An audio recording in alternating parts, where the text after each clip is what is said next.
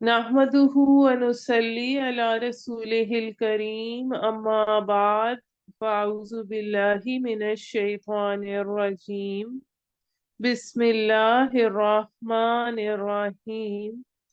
رب اشرح لی صدری ویسر لی امری واحلل عقدۃ من لسانی یفقہوا قولی رب زدنی علما۔ پارہ نمبر 9 قول الملأ، کہا سرداروں نے جو متکبر تھے اس کی قوم میں، ہم نکال دیں گے تجھ کو اے شعیب اور ان کو جو ایمان لائے تیرے ساتھ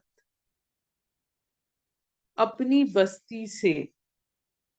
یا تو ضرور لوٹ ہمارے دین میں۔ اس نے کہا کیا اگرچہ ہم متنفر ہوں۔ کل جو ہم نے پڑھا، ہم نے اس میں 6 قوموں کے تقریباً ہم واقعات پڑھ رہے ہیں، جس میں ہم نے یہ ڈیٹیل کے ساتھ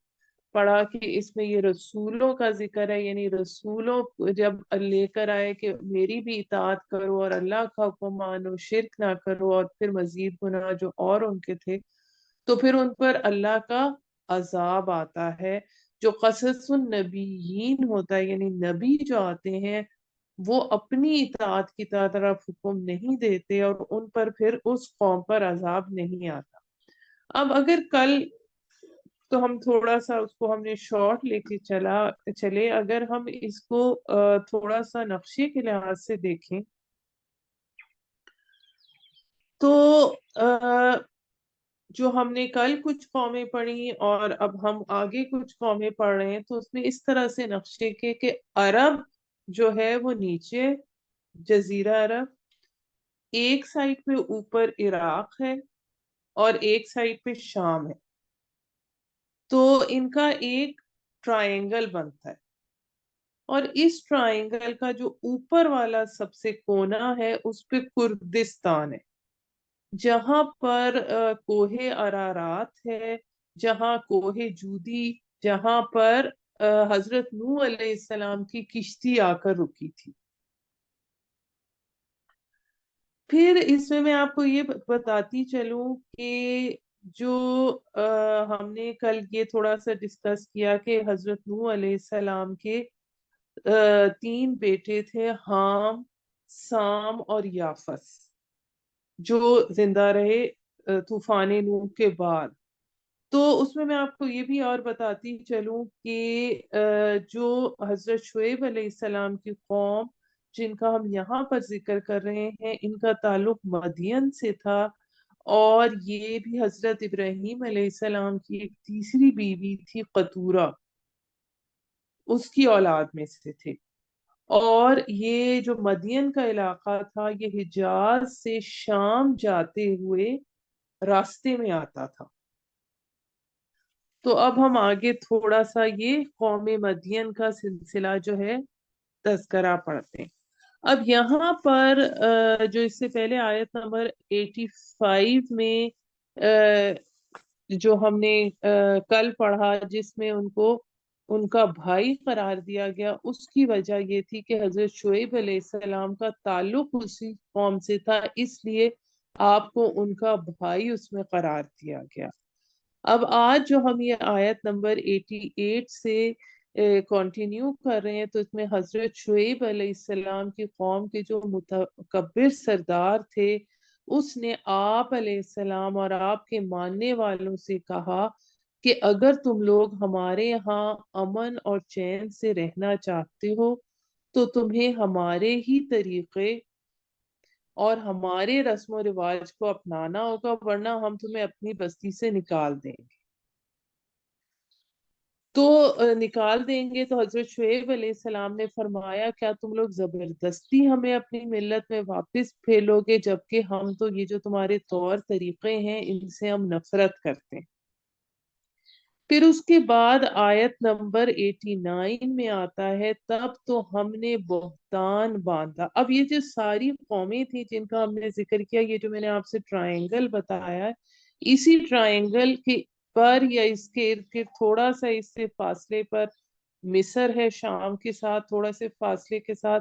तो यहाँ पर ही ये सारी कौमें आबाद थी, और उसी हवाले से ये सारे वाकयात। तब तो आयत नंबर 89, तब तो हमने बहतान बांधा अल्लाह पर झूठा, अगर लौट आए हम तुम्हारे दीन में बाद इसके कि निजात दी हमको अल्लाह ने इससे, और नहीं है जायज हमारे लिए कि लौट जाएं इसमें, मगर ये कि चाहे अल्लाह हमारा रब। अहाता किए हुए है हमारा रब सब चीजों का अपने इल्म में। अल्लाह ही पर भरोसा किया हमने, हमारे रब फैसला कर दे हमारे और हमारी कौम के दरमियान ठीक ठीक, और तू बेहतर बेहतर फैसला करने वाला है। और कहा सरदारों ने जो काफिर थे उसकी कौम में, कि अगर पैरवी की तुमने शुएब की तो यकीनन तुम सख्त खसारे में रहोगे। फिर आ लिया उनको जलजले ने, बस सुबह को रह गए अपने घरों में ओंधे पड़े। अब उन पर जो, जैसा कि हमने बताया कि ये अम्बा और रसुल है, कि जिसमें जब नहीं नबी की बात मानी जाती तो अल्लाह ताला का अजाब आता है। और कि हजरत शुएब अलैहिस्सलाम ने इम्कानी हद तक अपनी कौम को समझाने की बहुत कोशिश की, लेकिन अपनी हठ धर्मी और मुसलसल इनकार की वजह से इन लोगों ने अपने आप को खुद बर्बाद कर लिया, और अब बर्बादी की दावत दी। और उनको हजरत शुएब अलैहिस्सलाम को अपनी कौम के अंजाम पर शदीद रंज था। तो वो लोग जिन्होंने झुटलाया शुएब अलैहिस्सलाम को ऐसे नाबूद हुए गोया कभी बसे ही ना थे। वो लोग जिन्होंने झुटलाया शुएब अलैहिस्सलाम को थे वही खसारा पाने वाले। फिर मुंह फेरा उनसे शुएब अलैहिस्सलाम ने और कहा, ए मेरी कौम, यकीनन मैं पहुंचा चुका हूँ तुमको पैगामात अपने रब के और खैर खाही की।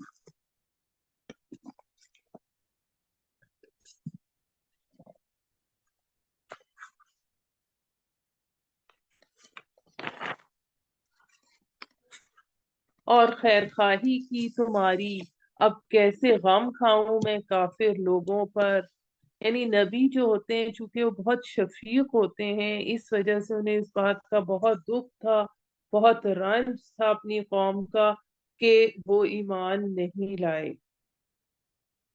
और नबियों, ये जो रसूल होते हैं, नबी और रसूल का लफ्ज अदल बदल के भी एक दूसरे की जगह भी आता है कुरान मजीद में। और उनको अपनी जो होते हैं नबी, उनको अपनी कौम पर अजाब आने पर बहुत ज्यादा सदमा होता है। और नहीं भेजा हमने किसी बस्ती में कोई नबी मगर ये कि मुब्तला किया हमने उसके लोगों को सख्ती और तकलीफ में, ताकि वो आजी करें हमारी बारगाह में। फिर बदल डाला हमने उनकी बदहाली को खुशहाली में, यहाँ तक के फले फूले और कहने लगे पहुंची हमारे आबा को भी तकलीफ और खुशी, तो पकड़ा हमने उनको नागेहां और उनको खबर तक ना हुई। यानी अब इसको इस तरह भी आप समझ सकते हैं कि जब वो अपनी जिद पर और हठधर्मी पर अड़े रहे तो उन पर दुनियावी आसाइशों के दरवाजे खोल दिए गए कि खाओ पियो और ऐश करो। फिर वो अपनी इस ऐश और इशरत में इस कदर मगन हुए कि सख्तियों के दौर को भूल गए, और कहने लगे हमारे असलाफ फिर भी अच्छे बुरे दिन तो आते ही रहे, इसमें इम्तिहान और आजमाइश की कौन सी बात है, इस तरह हमारे ऊपर भी अच्छे और बुरे वक्त आ रहे हैं। तो हत्ता कि वो घड़ी आन पहुंची और यूं वो उसकी गिरफ्त में आ गए। फिर इसके बाद आयत नंबर 96 में आता है, और अगर बस्तियों वाले ईमान ले आते और तकवा इख्तियार करते तो खोल देते हम उन पर दरवाजे बरकतों के आसमान से और जमीन से, لیکن انہوں نے جھٹلایا، لہٰذا پکڑ لیا ہم نے ان کو بوجہ ان کے ان اعمال کے۔ یعنی اگر وہ ایمان لاتے تو اللہ تعالیٰ ان کے لیے کوئی کمی نہ ہونے دیتے،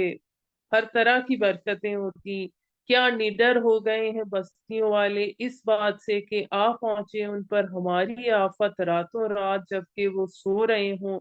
یا بے خوف ہو گئے ہیں بستیوں والے کہ آ پہنچے ان پر ہماری آفت دن چڑھے جبکہ وہ کھیل رہے ہوں۔ کیا وہ نڈر ہو گئے ہیں اللہ کی چال سے؟ حالانکہ نہیں بے خوف ہوتی اللہ کی چال سے مگر وہ قوم جو خسارہ اٹھانے والی ہو۔ کیا نہیں واضح ہوا ان لوگوں پر جو وارث ہوئے زمین کے اس پر رہنے والوں کے بعد کہ اگر ہم چاہیں تو پکڑ لیں ان کو ان کے گناہوں پر، اور ہم نے مہر کر دی ان کے دلوں پر سو وہ کچھ نہیں سنتے۔ یعنی کہ جو قومیں تھیں انہوں نے اپنی پچھلی قوموں کے بھی سے بھی نہیں سیکھا۔ انہوں نے یہ نہیں سوچا کہ جس طرح قوم سمود نے قوم عاد سے سبق کیوں نہیں سیکھا۔ یہ بستیاں ہیں کہ بیان کرتے ہیں ہم تم کو کچھ ان کے حالات، اور بے شک آئے ان کے پاس ان کے رسول نشانیاں لے کر، مگر نہ تھے وہ ایمان لانے والے اس پر جسے انہوں نے جھٹلایا اس سے پہلے۔ اس طرح مہر کر دیتا ہے اللہ کافروں کے دلوں پر۔ یعنی انبیاء اور رسول کے سلسلے میں اب 5 رسولوں حضرت نوح علیہ السلام، حضرت ہود علیہ السلام، حضرت صالح علیہ السلام، حضرت لوط اور حضرت شعیب علیہ السلام کا ذکر آگے اب آ چکا ہے۔ اب آگے حضرت موسیٰ علیہ السلام کا ذکر آ رہا ہے جو کہ زیادہ تفصیل کے ساتھ ہے۔ اس سے پہلے 5 رسولوں کا ذکر 4 رکوعوں میں آیا ہے، لیکن حضرت موسیٰ علیہ السلام کا ذکر 7-8 رکوعوں پر مشتمل ہے۔ اس کی وجہ یہ ہے کہ انبیاء اور رسول کی حامل یہ جو صورتیں ہجرت سے یہ متصلاً قبل نازل ہوئی، اور ہجرت کے فوراً بعد قرآن کی یہ دعوت براہ راست اہل کتاب یعنی یہود مدینہ تک پہنچنے والی تھی، تو اس لیے ضروری تھا کہ نبی کریم صلی اللہ علیہ وآلہ وسلم اور آپ کے صحابہ مدینہ پہنچنے سے پہلے یہود سے مکالمہ کرنے کے لیے ذہنی اور علمی طور پر پوری طرح تیار ہو جائیں۔ اس وجہ سے حضرت موسیٰ اور بنی اسرائیل کے واقعات آگے بیان کیے جا رہے ہیں۔ تو آیت نمبر 102 میں آتا ہے اور نہیں پایا ہم نے ان میں سے اکثر لوگوں میں عہد کا پاس، اور یقیناً ہم نے پایا ان میں سے اکثر لوگوں کو نافرمان۔ پھر بھیجا ہم نے ان کے بعد موسیٰ علیہ السلام کو اپنی نشانیوں کے ساتھ فرعون اور اس کے سرداروں کی طرف، تو انہوں نے انکار کیا نشانیوں کا، سو دیکھو کیسا ہوا انجام فساد کرنے والوں کا۔ کہا موسیٰ نے اے فرعون بے شک میں رسول ہوں رب العالمین کی طرف سے، اہل ہوں اس بات کا کہ نہ کہوں اللہ کے بارے میں مگر وہی جو حق ہے۔ بے شک میں لے کر آیا ہوں بے شک لے کر آیا ہوں تمہارے پاس نشانیاں تمہارے رب کی طرف سے، سو بھیج دے میرے ساتھ بنی اسرائیل کو۔ تو یہاں پر ہمارے پاس حضرت موسیٰ علیہ السلام کا قصہ شروع ہو رہا ہے جس کے قرآن مجید میں بار بار ڈیٹیل آئی ہے۔ اب اس میں جو بنی اسرائیل کا ذکر ہو رہا ہے وہ مصر کے رہنے والے تھے، اور مصر جو ہے وہ بر اعظم افریقہ کے شمال مشرقی کونے میں واقع ہے۔ اب یہاں پر ہمارے پاس ذکر صحرائے سینا کا بھی آئے گا۔ یہ جو ہے یہ مصر اور فلسطین کے درمیان واقع ہے۔ مصر میں اس وقت فرائنا کی حکومت تھی، یعنی فرعون کی، جس طرح عراق کے بادشاہ جو تھے وہ نمرود یا نمیرودہ کہلاتے تھے، ان کا لقب ہوتا تھا، اسی طرح مصر کے بادشاہوں کو فرعون کہا جاتا تھا۔ چنانچہ حضرت موسیٰ علیہ السلام کو براہ راست مصر کے مطلق العنان بادشاہ فرعون کے پاس بھیجا گیا تھا۔ اب جو فرعون تھا اس کے لیے حضرت موسیٰ کوئی اجنبی آدمی نہیں تھے، کیونکہ آپ اس کے ساتھ ہی شاہی محل میں حضرت موسیٰ پلے بڑے تھے۔ حضرت حضرت موسیٰ کی پیدائش کے وقت جو فرعون برسر اقتدار تھا وہ اس فرعون کا باپ تھا، اور اس نے حضرت موسیٰ کو اپنے بیٹے کی حیثیت سے پالا تھا۔ جب حضرت موسیٰ کی والدہ نے آپ کو ایک صندوق میں بند کر کے دریائے نیل میں ڈال دیا تھا، اور وہ صندوق فرعون کے محل کے پاس آ کر لگا، تو جو فرعون کی بیوی آسیہ تھی اس نے یہ درخواست کی کہ کیوں نہ ہم اس کو اپنا بیٹا بنا لیں کہ یہ ہمارے لیے آنکھوں کی ٹھنڈک ہو۔ اب یہ پھر سے فرعون کے پاس حضرت موسیٰ آئے ہیں۔ فرعون نے کہا اگر تو لایا ہے کوئی نشانی تو پیش کر اس کو اگر ہے تو سچوں میں سے۔ تب ڈال دیا موسیٰ نے اپنا عصا، تو یکا یک ہو گیا وہ اژدہا واضح طور پر، اور نکالا اس نے اپنا ہاتھ تو یکا یک ہو گیا سفید چمکتا ہوا دیکھنے والوں کے لیے۔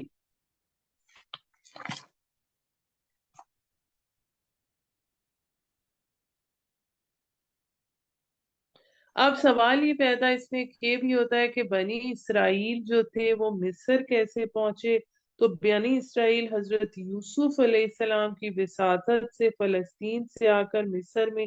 آباد ہو گئے تھے، اور اس وجہ سے اب یہ مصر میں آباد تھے۔ اس وقت جب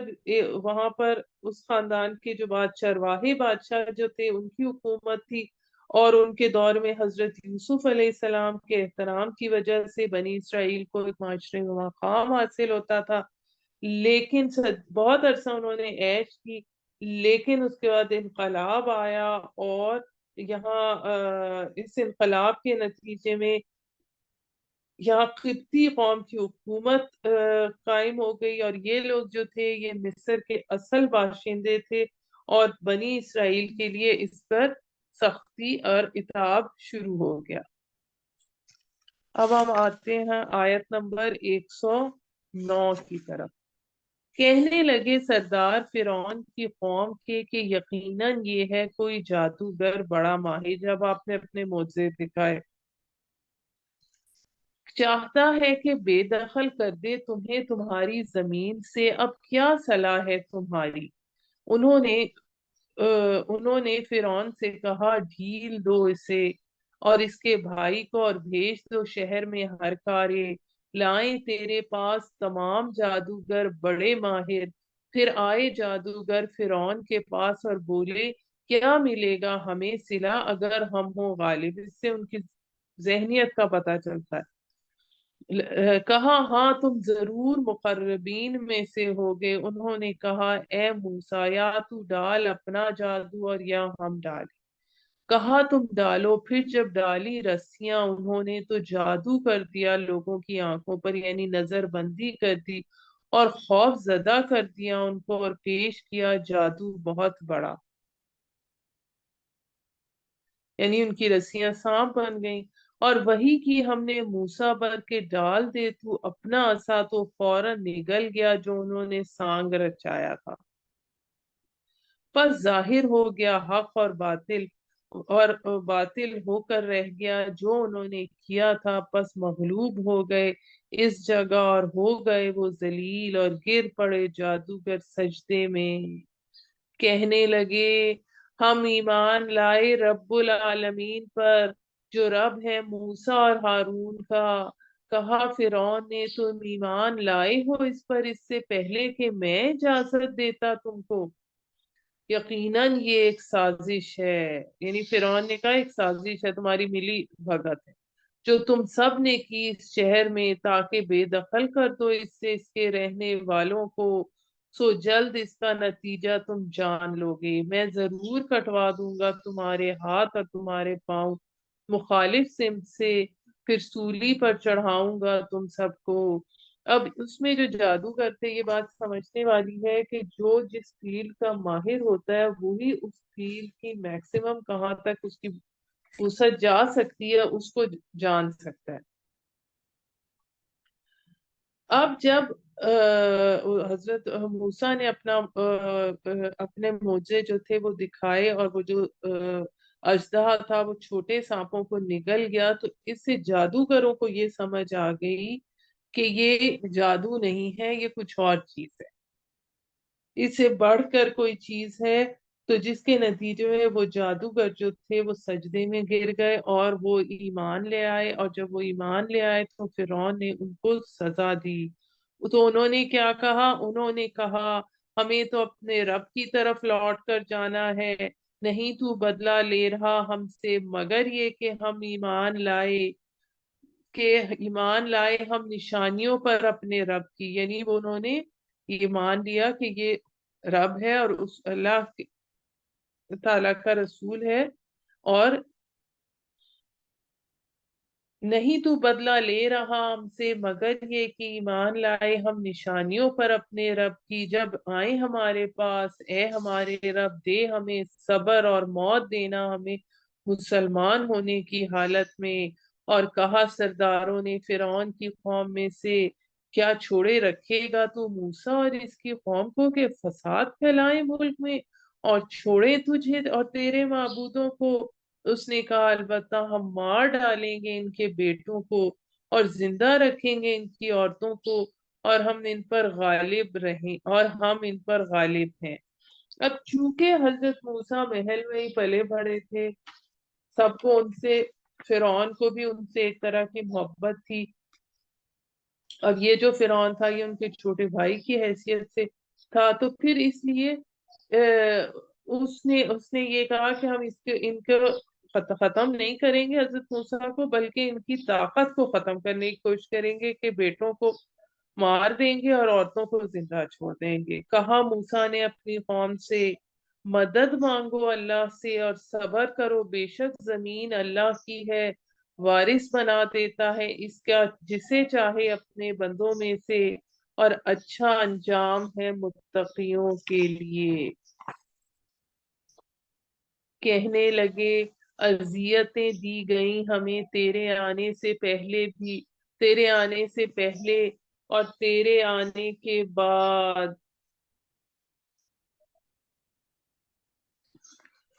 بھی۔ موسیٰ نے کہا قریب ہے کہ تمہارا رب ہلاک کر دے تمہارے دشمن کو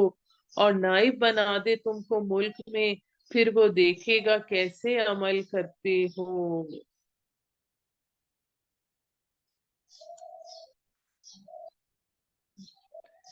یعنی جب اللہ تعالیٰ کسی ملک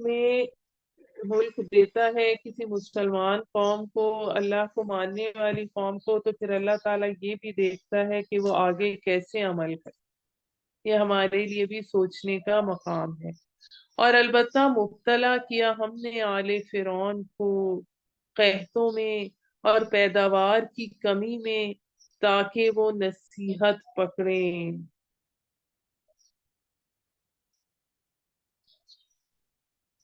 اب یہ اس میں جو وہی قانون یہاں پر آ رہا ہے جو اسی صورت کی آیت نمبر 94 میں ہم پڑھ چکے ہیں، جب اللہ تعالیٰ کسی قوم کی طرف رسول بھیجتا ہے تو انہیں آزمائشوں اور مصیبتوں میں مبتلا کرتا ہے، تاکہ وہ خواب غفلت سے جاگیں اور دعوت حق کی طرف متوجہ ہوں۔ چنانچہ جب حضرت موسیٰ آل فرعون کی طرف مبعوث ہوئے اور اپنی دعوت شروع کی، تو اس دوران اللہ تعالیٰ نے قوم فرعون پر چھوٹے چھوٹے عذاب بھیجنے شروع کیے تاکہ وہ ہوش میں آ جائیں۔ پھر جب آتی ہے ان پر خوشحالی تو کہتے ہم مستحق ہیں اس کے، اور جب پہنچتی ان کو کوئی سختی تو نحوست بتاتے موسیٰ علیہ السلام کو اور اس کے ساتھیوں کی، اور سن لو در حقیقت ان کی نحوست اللہ کے پاس ہے مگر ان میں سے اکثر نہیں جانتے۔ یعنی جب ان کے حالات بہتر ہوتے، فصلیں وغیرہ ٹھیک ہو جاتی، خوشحالی آتی، آسائش ہوتی، تو کہتے ہیں ہماری محنت ہے، ہماری منصوبہ بندی کوشش کا نتیجہ ہے، جب فصلوں کو نقصان ہوتا ہے، تکلیف ہوتی تو ذمہ داری حضرت موسیٰ پر ڈال دیتے۔ اور انہوں نے کہا جو کچھ بھی تو لائے گا ہمارے پاس کوئی نشانی تاکہ ہم پر جادو کرے، اس سے تو نہیں ہے ہم تجھ پر ایمان لانے والے، یعنی کہ ہم اپنے عقائد پر جمے رہیں گے۔ کہ وہ حضرت موسیٰ سے کہتے کہ تم جو اپنے جادو کے زور سے ہم پر مصیبتیں لا رہے ہو اور سمجھتے ہو کہ ہم تمہارے جادو کے زیر اثر اپنے عقائد چھوڑ دیں گے، تو ہم ایسا نہیں کریں۔ پھر بھیجے ہم نے ان پر طوفان اور ٹڈی دل جس سے فصلیں ان کی ختم، اور جوئیں اور مینڈک اور خون خون نشانیاں جدا جدا، یعنی وقفے وقفے سے یہ آزمائشیں آتی تھیں، پھر بھی وہ تکبر کرتے رہے اور وہ تھے ہی مجرم۔ ان پر کیا ہوتا ہے کہ طوفان آتے رہتے، پھر ٹڈی دل ان کی فصلوں کو چٹ کر جاتی، پھر چچڑیاں، جوئیں، کھٹمل، پسو، ان کی مختلف جو ٹائپس تھی انہیں مسلسل تنگ کرتے، ان کے اناج میں کثرت سے سسریاں پڑ جاتی، مینڈک ان کے گھروں، بستروں، حتیٰ کہ برتنوں کے میں سے نکلتے، خون کی بارش ہوتی۔ تو ان سب چیزوں سے ان کو مصیبت میں ڈالا گیا، ایک بار نہیں بلکہ وقفے وقفے سے آتی رہی، کہ شاید وہ کسی وقت حضرت موسیٰ علیہ السلام کی دعوت کو قبول کر لیں۔ جب آتا ان پر کوئی عذاب تو کہتے اے موسیٰ دعا کر ہمارے لیے اپنے رب سے، جیسا کہ عہد کیا ہے تجھ سے، اگر دور کر دیا تو نے ہم سے عذاب تو ایمان لے، ہم بات مان لیں گے تمہاری، ایمان لے آئیں گے تجھ پر، اور ضرور جانے دیں گے تیرے ساتھ بنی اسرائیل کو، کہ اس کے بعد آپ بنی اسرائیل کو یہاں سے لے جائیں۔ پھر جب دور کر دیا ہم نے ان سے عذاب ایک مدت تک کہ ان کو پہنچنا تھا اس تک، تو فوراً وہ عہد توڑ ڈالتے، یعنی جب ان کی مصیبت دور ہو جاتی تو اب پھر واپس پلٹ آتے اپنی ہٹ درمی کی طرف۔ پھر بدلہ لیا ہم نے ان سے، سو غرق کر دیا ہم نے انہیں دریا میں، کیونکہ وہ جھٹلاتے تھے ہماری آیات کو اور وہ تھے ان سے غفلت برتنے والے۔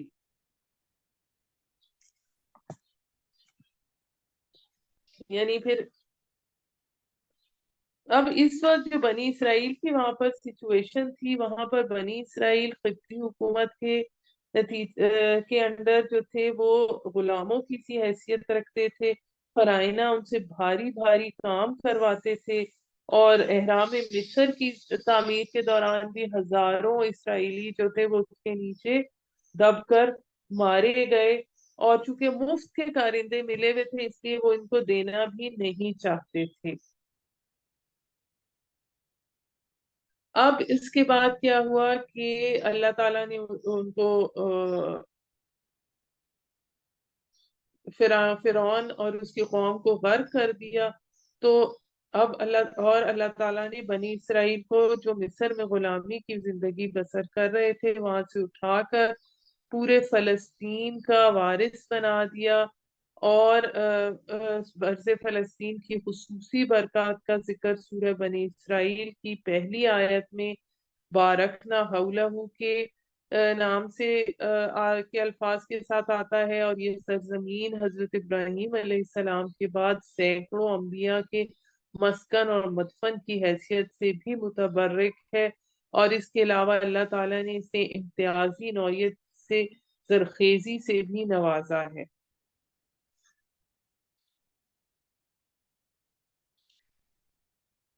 اور وارث بنا دیا، آیت نمبر 137، اور وارث بنا دیا ہم نے ان لوگوں کو جو تھے ضعیف اور ناتواں زمین کے مشرق اور مغرب کا، یہی جو میں نے ابھی آپ کو بات ایکسپلین کی، اور پورا ہوا وعدہ تیرے رب کا بھلائی کے بارے میں بنی اسرائیل پر بسبب ان کے صبر کرنے کے، اور برباد کر دیا ہم نے جو کچھ بنایا تھا فرعون نے اور اس کی قوم نے، اور جو وہ چڑھاتے تھے انگور کی بیلیں، اور پار اتار دیا ہم نے بنی اسرائیل کو دریا سے، تو وہ پہنچے قوم پر جو جمے بیٹھے تھے اپنے بتوں کی پوجا پر، کہنے لگے اے موسیٰ بنا دے ہمارے لیے بھی ایک معبود جیسے ان کے معبود ہیں۔ موسیٰ نے کہا بے شک تم تو جہالت میں مبتلا ہو، بے شک یہ تباہ ہونے والے دین پر لگے ہوئے ہیں اور باطل ہے جو وہ عمل کر رہے ہیں۔ یعنی اللہ تعالیٰ نے ان کو اتنی بڑی مصیبت سے نکالا، اس کے بعد تھوڑا سا آگے جا کے پھر انہوں نے وہی شرک کی خواہش شروع کر دی۔ پھر آیت نمبر 140 میں آتا ہے کہا کیا میں اللہ کے سوا ڈھونڈوں تمہارے لیے کوئی اور معبود، حالانکہ اس نے فضیلت بخشی تم کو تمام جہانوں پر۔ اور یاد کرو جب نجات دی ہم نے تم کو خاندان فرعون سے جو مبتلا رکھتے تھے، تم کو سخت عذاب میں مار ڈالتے تھے تمہارے بیٹوں کو اور زندہ رہنے دیتے تھے تمہاری عورتوں کو، اور اس میں آزمائش تھی تمہارے رب کی طرف سے بہت بڑی۔ یعنی اس سب کے باوجود بھی تم نے سبق نہیں سیکھا۔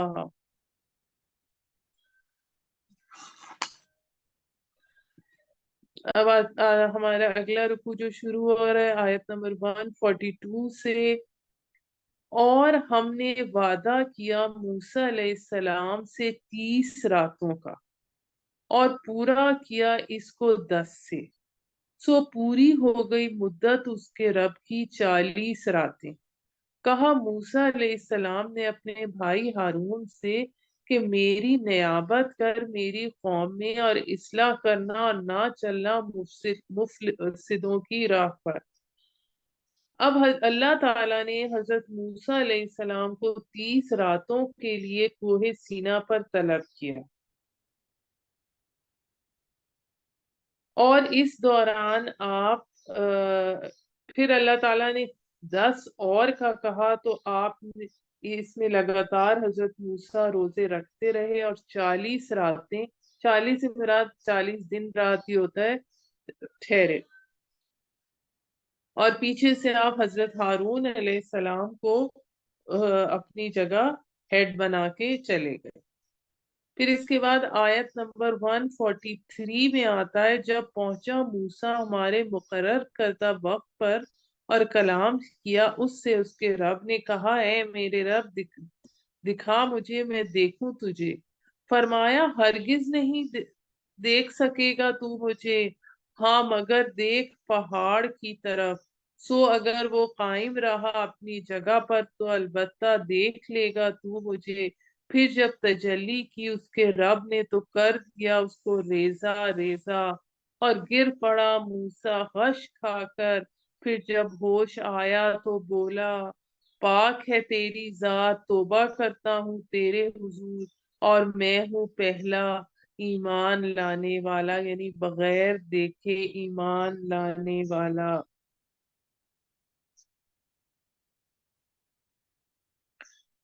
کہا موسیٰ نے میں نے برگزیدہ کیا، کہا اے موسیٰ میں نے برگزیدہ کیا تجھ کو، یعنی چن لیا تجھ کو لوگوں پر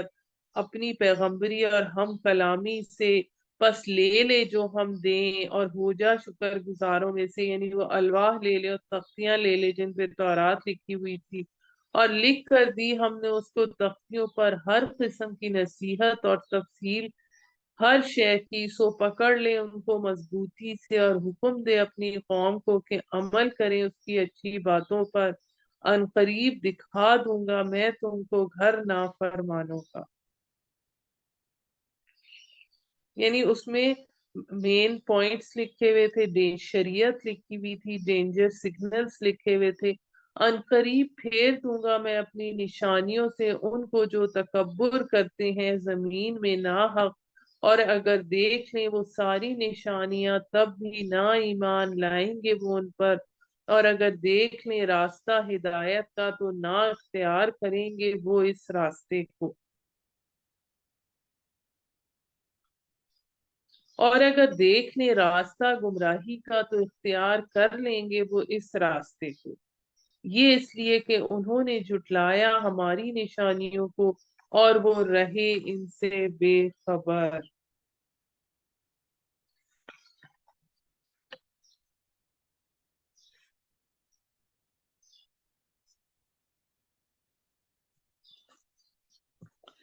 اس کے بعد آتا ہے آیت نمبر 147، اور جنہوں نے جھٹلایا ہماری نشانیوں کو اور ملاقات کو آخرت کی، تو ضائع ہو گئے ان کے سب اعمال، اور نہ بدلا پائیں گے وہ مگر اس کا جو وعدہ کیا کرتے تھے۔ اور بنا لیا موسیٰ کی قوم نے، جب حضرت موسیٰ کو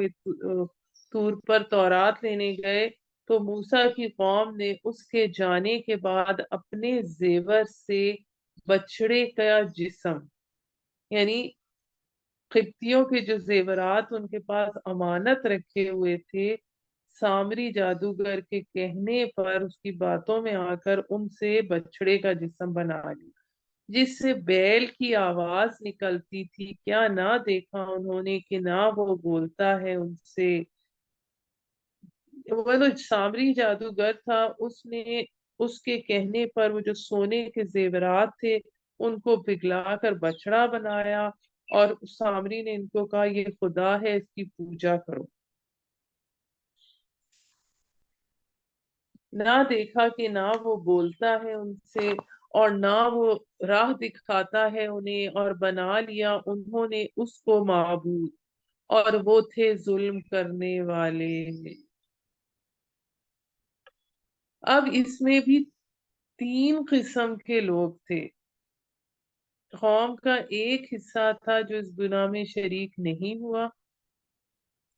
ایک حصہ تھا جو آخر تک اپنی ضد پر اڑے رہے کہ یہ صحیح چیز ہے،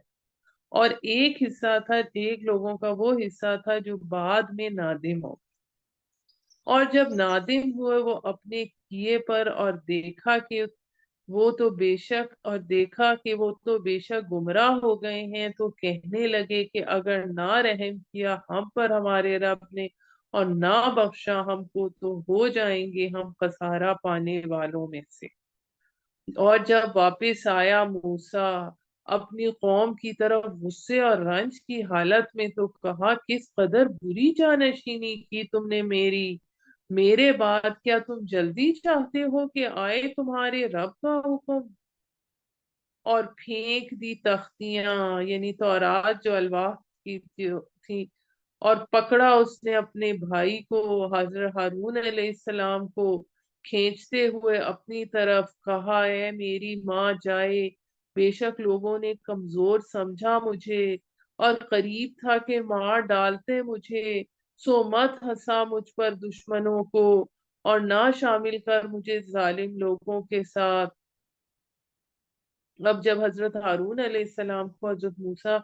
نے پکڑا، تو انہوں نے کہا کہ یہ مجھے مار ڈالنے والے تھے، اس لیے میں مجبور تھا، ورنہ میں ظلم سے کیا مراد ہے؟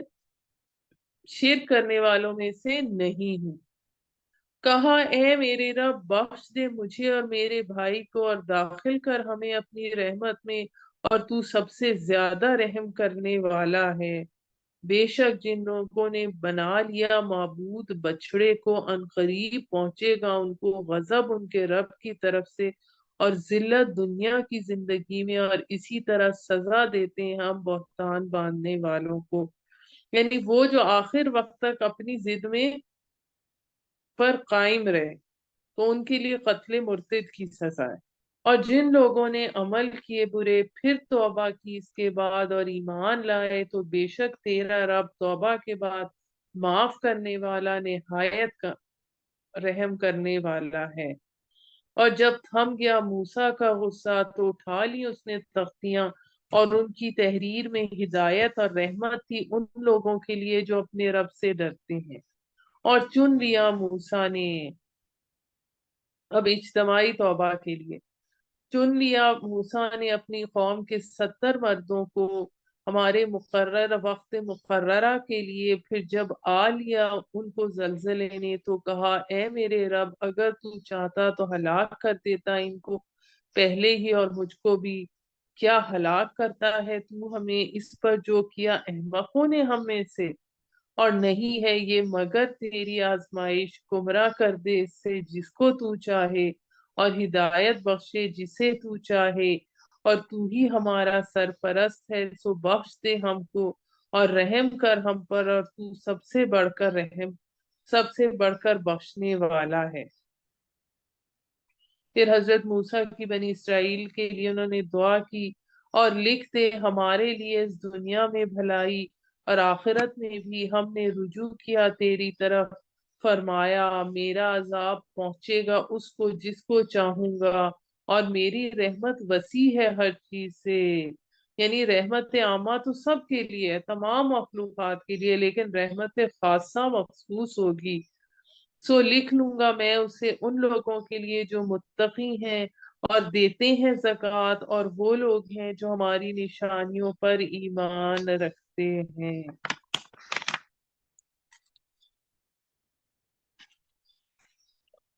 آیت نمبر 157۔ وہ لوگ جو پیروی کرتے ہیں اس رسول کی جو نبی امی ہے، جس کو پاتے ہیں لکھا ہوا، یعنی علامات موجود ہیں اپنے ہاں تورات اور انجیل میں، حکم دیتا ہے وہ ان کو نیکی کا، روکتا ہے ان کو بدی سے، اور حلال کرتا ہے ان کے لیے پاکیزہ چیزیں، اور حرام کرتا ہے ان پر ناپاک چیزیں، یعنی کہ جو بنی اسرائیل پر ان کی شرارتوں کی وجہ سے حرام ہو گئی تھی، اور اتارتا ہے ان پر سے ان کے بوجھ، یعنی جو ظالمانہ رسوم و رواج اور بندشیں جو تھیں ان پر، لہذا جو لوگ ایمان لائیں اس پر اور اس کی حمایت اور نصرت کریں اور اتباع کریں اس نور کی، نور سے کیا مراد ہے؟ قرآن مجید جو اتارا گیا اس کے ساتھ، تو یہی لوگ ہیں فلاح پانے والے۔ کہہ دیجئے اے لوگو بے شک میں رسول ہوں اللہ کی جانب سے تم سب کی طرف۔ اب قرآن مجید میں مختلف جگہوں پر 5 مرتبہ مختلف الفاظ میں یہ چیز موجود ہے کہ محمد رسول اللہ صلی اللہ علیہ وآلہ وسلم کو تمام نوع انسانی کے لیے بھیجا گیا ہے، جس میں سے ایک جگہ یہاں پر آیت نمبر 158 کے سٹارٹ میں آ رہی ہے، کہہ دیجئے اے لوگو بے شک میں رسول ہوں اللہ کی جانب سے تم سب کی طرف، جس کی حکومت ہے آسمانوں اور زمین میں، نہیں ہے کوئی معبود مگر وہی جو زندگی اور موت دیتا ہے، سو ایمان لاؤ اللہ پر اور اس کے رسول پر جو نبی امی ہے، جو ایمان رکھتا ہے اللہ پر اور اس کی باتوں پر، اور اتباع کرو اس کی تاکہ تم ہدایت پاؤ۔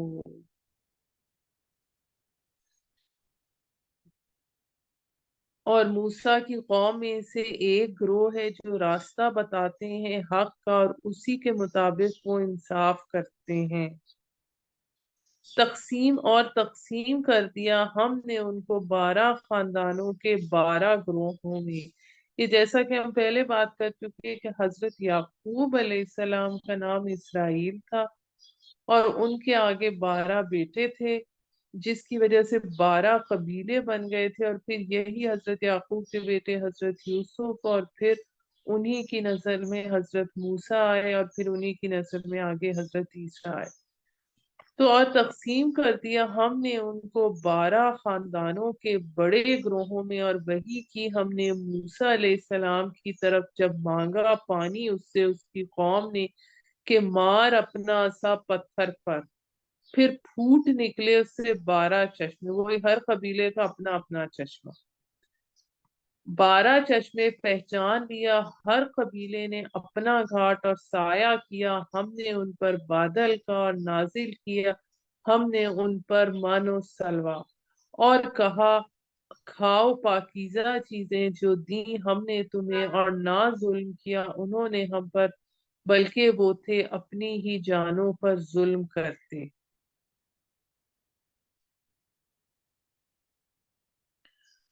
اور یاد کرو جب جب حکم ہوا ان کو کہ جا بسو اس شہر میں، اب یہ شہر کون سا تھا؟ اریحا، جیریکو کا شہر، فلسطین کا شہر تھا، اور جو پہلا شہر جو فتح ہوا تھا شہر میں، اور کھاؤ اس میں سے جہاں سے تم چاہو، اب یہ حضرت یوشع بن نون کی سرکردگی میں فتح ہو، اور کہو حتتن، یعنی معاف کر دے، और दाखिल हो जाओ दरवाजे से सजदा करते हुए, बख्श देंगे हम तुम्हारी खताएं और ज्यादा अता करेंगे हम नेकी करने वालों को। फिर बदल डाला उन्होंने जो जालिम थे उसमें से दूसरे कौल से, यानी हित्ततुन के बजाय क्या कहा, हिंततुन, कि हमें गंदुम चाहिए।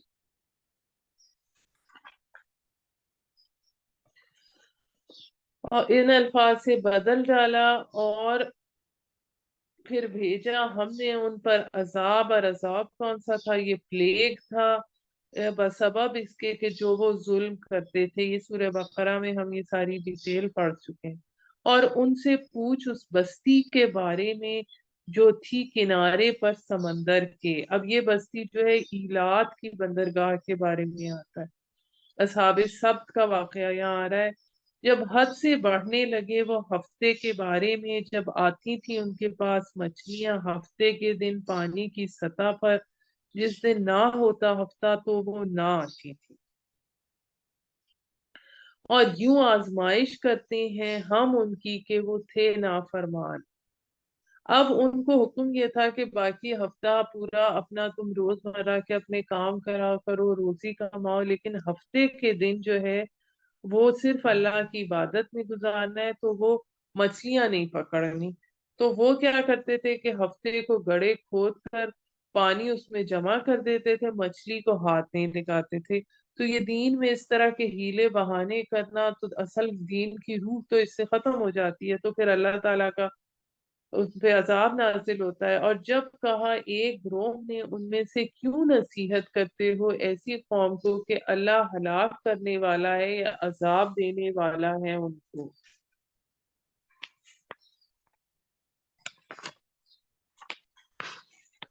सख्त अजाब। उन्होंने कहा माजरत पेश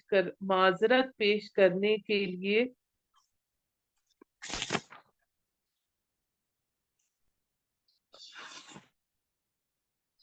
तुम्हारे रब के हुजूर, इसलिए कि शायद वो तकवा इख्तियार करें। मेरा ख्याल है यहाँ पर मिस हो गया है। तो 11:54 हो रहे हैं, तो हम 7 मिनट की ब्रेक लेते हैं, 12:01 तक। और फिर आयत नंबर 164 से इंशाल्लाह कंटिन्यू करेंगे।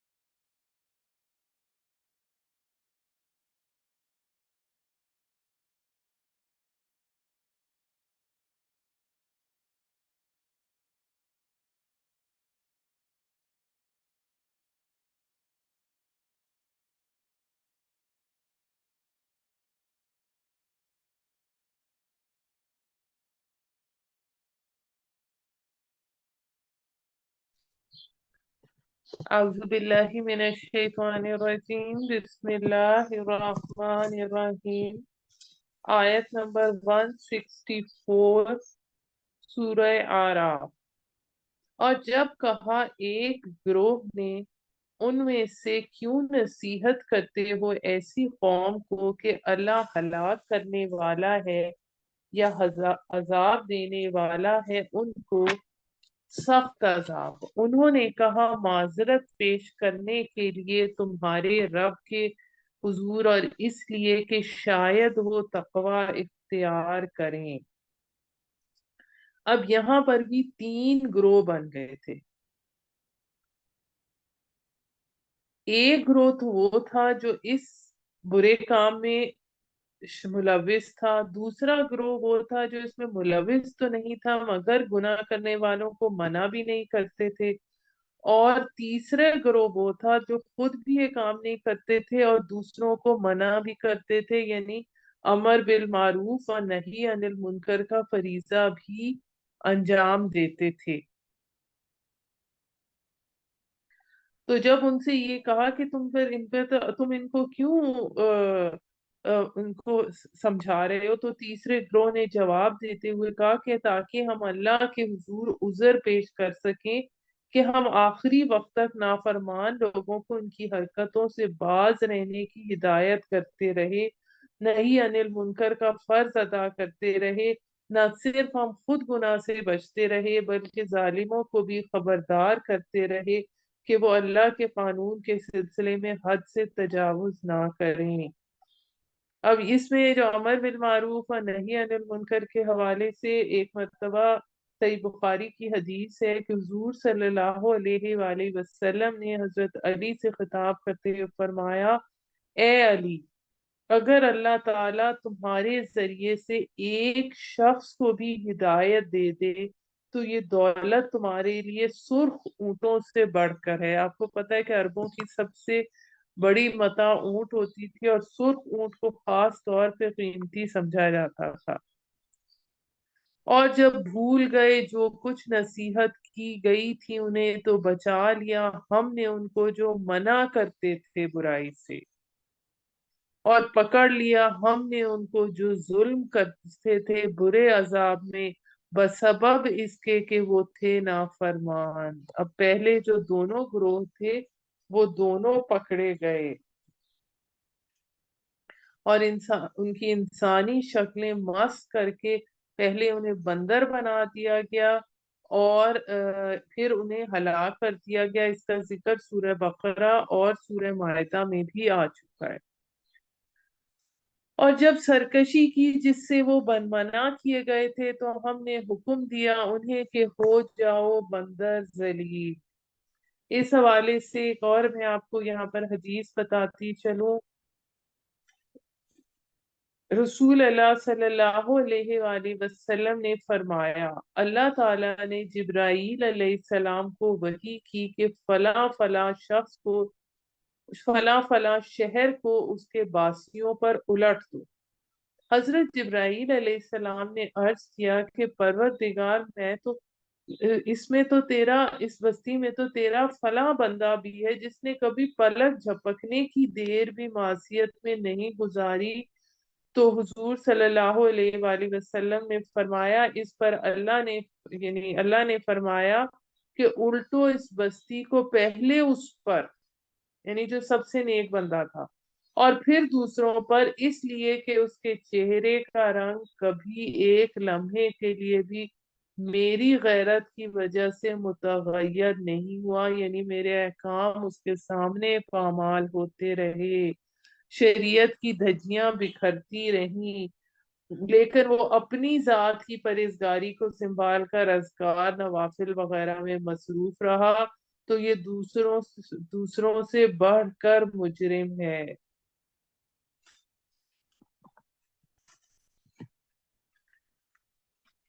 آیت نمبر 167۔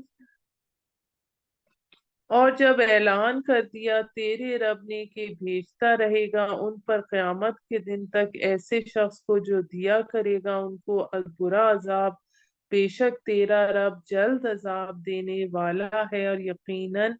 وہ بخشنے والا نہایت رحم کرنے والا ہے۔ اور تقسیم کر دیا ہم نے ان کو زمین پر گروہوں میں سے، ان میں سے بعض نیک تھے اور بعض اور طرح کے، اور آزمایا ہم نے ان کو خوشحالیوں اور بدحالیوں سے تاکہ وہ لوٹ آئیں۔ پھر آئے ان کے بعد ایسے جانشین جو وارث بنے کتاب الہی کے یعنی تورات کے، اور لیتے ہیں اس فائدے کی اس ادنا زندگی کے، اور کہتے ہیں معاف کر دیا جائے گا ہمیں، اور اگر آئے ان کے پاس فائدہ اسی جیسا تو اسے لے لیں۔ کیا نہیں لیا گیا تھا ان سے کتاب الہی میں یعنی تورات کے بارے میں ان سے عہد کتاب الہی میں کہ نہ کہیں گے اللہ کے بارے میں مگر حق بات، اور وہ پڑھ چکے ہیں جو اس میں ہے، اور آخرت کا گھر بہتر ہے ان کے لیے جو متقی ہیں۔ کیا نہیں سمجھتے تم؟ اور جو لوگ مضبوطی سے پکڑے ہوئے ہیں کتاب الہی کو اور قائم رکھتے ہیں نماز کو، تو بے شک ہم نہیں ضائع کرتے اجر نیکی کرنے والوں کا۔ اور یاد کرو جب اٹھایا ہم نے پہاڑ ان کے اوپر مثل سائبان کے، اور سمجھے کہ وہ گرنے والا ہے ان پر، پکڑو جو دیا ہم نے تم کو مضبوطی سے، اور یاد رکھو جو کچھ اس میں ہے تاکہ تم تقوی اختیار کرو۔ اب آیت نمبر 171 میں کس چیز کی بات آ رہی ہے کہ جو تورات ان کو دی گئی تھی بنی اسرائیل کو، کہ اب اس کو مضبوطی سے پکڑو، اور ان کے اوپر پہاڑ اس طرح اٹھایا گیا کہ وہ سمجھے کہ گرنے لگا ہے، کہ اب اس کو اللہ کے دین کو مانو اور اس پر عمل کرو۔ اب اس کے آگے کچھ اہم چیزیں آ رہی ہیں۔ آیت نمبر 172 میں آتا ہے، اور یاد دلاؤ لوگوں کو جب نکالا تیرے رب نے اولاد آدم کی پشتوں سے ان کی نسل کو، یعنی عالم ارواح کی بات ہو رہی ہے، اور گواہ بنایا ان کو ان کے اوپر کیسے سیلف کانشیسنس ڈالی انسان نے۔ کیا نہیں ہوں میں تمہارا رب؟ الستو بربکم، بولے ہاں ہم اقرار کرتے ہیں۔ کہیں کہیں کہنے لگو قیامت کے دن کہ ہم تو تھے اس بات سے بے خبر۔ اب جو انسان سے جو محاسبہ ہونا ہے قیامت کے دن، جو سوال و جواب ہونا ہے، وہ کس بنیاد پر ہونا ہے؟ اس واقعے کی بنیاد پر، جب ایک وجہ یہ واقعہ بھی ہے جو عالم ارواح میں وقوع پذیر ہوا، جب انسانی جسم ابھی پیدا نہیں ہوئے تھے، اس لیے یہ انسان سے یہ اقرار تمام انسانوں کی ارواح سے پوری ہوش مندی خود شعوری کی حالت میں تھا، کہ ان سے یہی چیز انسان کو حیوان سے ممتاز کرتی ہے، کہ اللہ تعالیٰ نے ان سے پوچھا کہ کیا نہیں ہوں میں تمہارا رب؟ تو انسان نے کہا کہ ہاں بلا، کہ ہاں ہم شہدنا، کہ ہم اقرار کرتے ہیں۔ اور پھر یہی چیز انسان کے اندر حق اور باطل کا فرق انسان کو بتاتی ہے، اور پھر اس کے بعد رسولوں کے ذریعے اتمام حجت کیا گیا، تاکہ پھر قیامت کے دن صحیح اور غلط کا فیصلہ انسان کی اعمال کی بنیاد پر ہوگا۔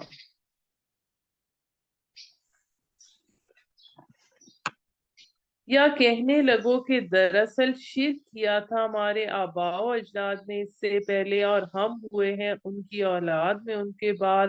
تو کیا ہلاک کرتا ہے تو ہمیں اس پر جو کیا گمراہوں نے۔ اور یوں واضح طور پر بیان کرتے ہیں ہم نشانیوں کو تاکہ وہ لوٹ آئیں۔ اور پڑھ کر سناؤ حال اس شخص کا جس کو عطا کی ہم نے نشانیاں۔ اب یہ یہودیوں کا بہت بڑا عالم تھا، بلعم بن باورا کے تورات کا عالم تھا اسرائیلی، کہ بلعم بن باورا کے نام سے اور اس کو اللہ تعالیٰ نے اپنی کرامات سے نوازا تھا، مگر وہ باہر نکل گیا ان سے، پھر اس کے پیچھے لگ گیا شیطان۔ اب اس میں نوٹ کیجئے کہ پہلے انسان خود غلطی کرتا ہے، اس کے بعد شیطان اس کے پیچھے لگتا ہے۔ شیطان کروا نہیں سکتا، وہ صرف وسوسے ڈالتا ہے، بس وہ ہو گیا گمراہوں میں سے۔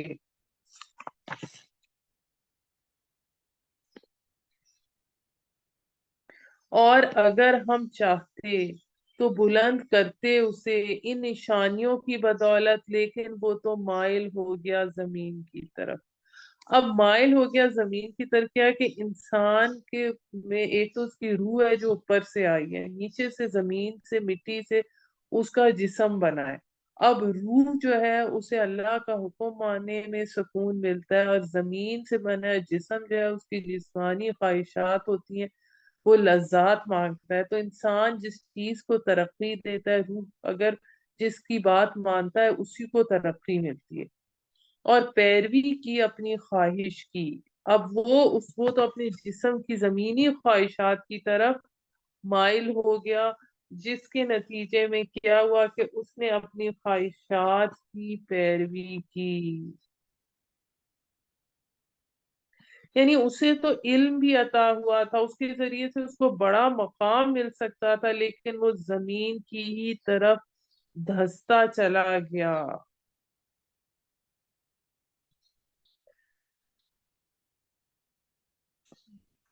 اور یہاں تک کہ اس کی روح کی موت واقع ہو گئی، اور پھر انسان اس صورت میں چلتا، جب روح کی موت واقع ہو جاتی ہے تو انسان اس وقت میں چلتا پھرتا حیوان بن جاتا ہے،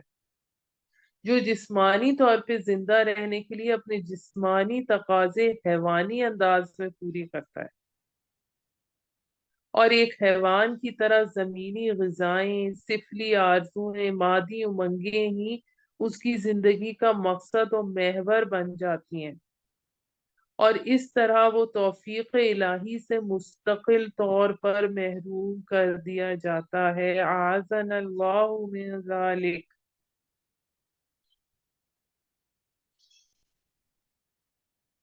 یعنی اس شخص نے، وہ جو بالم بن بورا، اس کا نام نہیں آتا یا روایات میں ملتا ہے، یعنی اس شخص نے اللہ کی ان نعمتوں کی، جو اس کو علم دیا تھا، جو کرامات دی تھی، اس کی قدر کرنے کی بجائے خود کو حیوان کی طرح یعنی کتے کے مشابہ کر لیا۔ جو اس آیت میں آگے آتا ہے تو اس کی مثال ایسی ہے جیسے ایک کتا اگر بوجھ لا دے اس پر تو ہانپے، اور اگر اسے چھوڑ دے تو بھی یہاں پہ۔ یہ مثال ہے ان لوگوں کی جنہوں نے جھٹلایا ہماری نشانیوں کو، پس تو بیان کر دے یہ قصے تاکہ وہ غور و فکر کریں۔ یعنی وہ کتے کے مشابہ اس نے خود کو کر لیا، جو ہر وقت زبان نکالے ہانپتا رہتا ہے، اور حرص اور طمع کے غلبے کی وجہ سے ہر وقت زمین کو سونگھتے رہنا اس کی فطرت ہے۔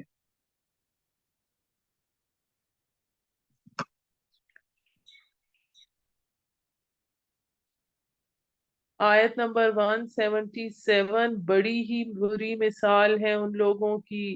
جنہوں نے جھٹلایا ہماری نشانیوں کو، اور وہ اپنے اوپر ہی ظلم کرتے تھے۔ جسے ہدایت بخشے اللہ وہی ہدایت پاتا ہے، اور جسے گمراہ کرے پس وہی ہے خسارہ پانے والے۔ اور البتہ پیدا کیے ہم نے جہنم کے لیے بہت سے جن اور انسان، ان کے پاس دل ہیں مگر نہیں سمجھتے وہ ان سے، ان کے پاس آنکھیں ہیں مگر نہیں دیکھتے ان سے، اور ان کے پاس کان ہیں مگر نہیں سنتے ان سے۔ وہ ایسے ہیں جیسے چوپائے، یعنی چوپایوں کو تو پیدا ہی اس مقصد کے لیے کیا گیا ہے، بلکہ اس سے بھی زیادہ گمراہ،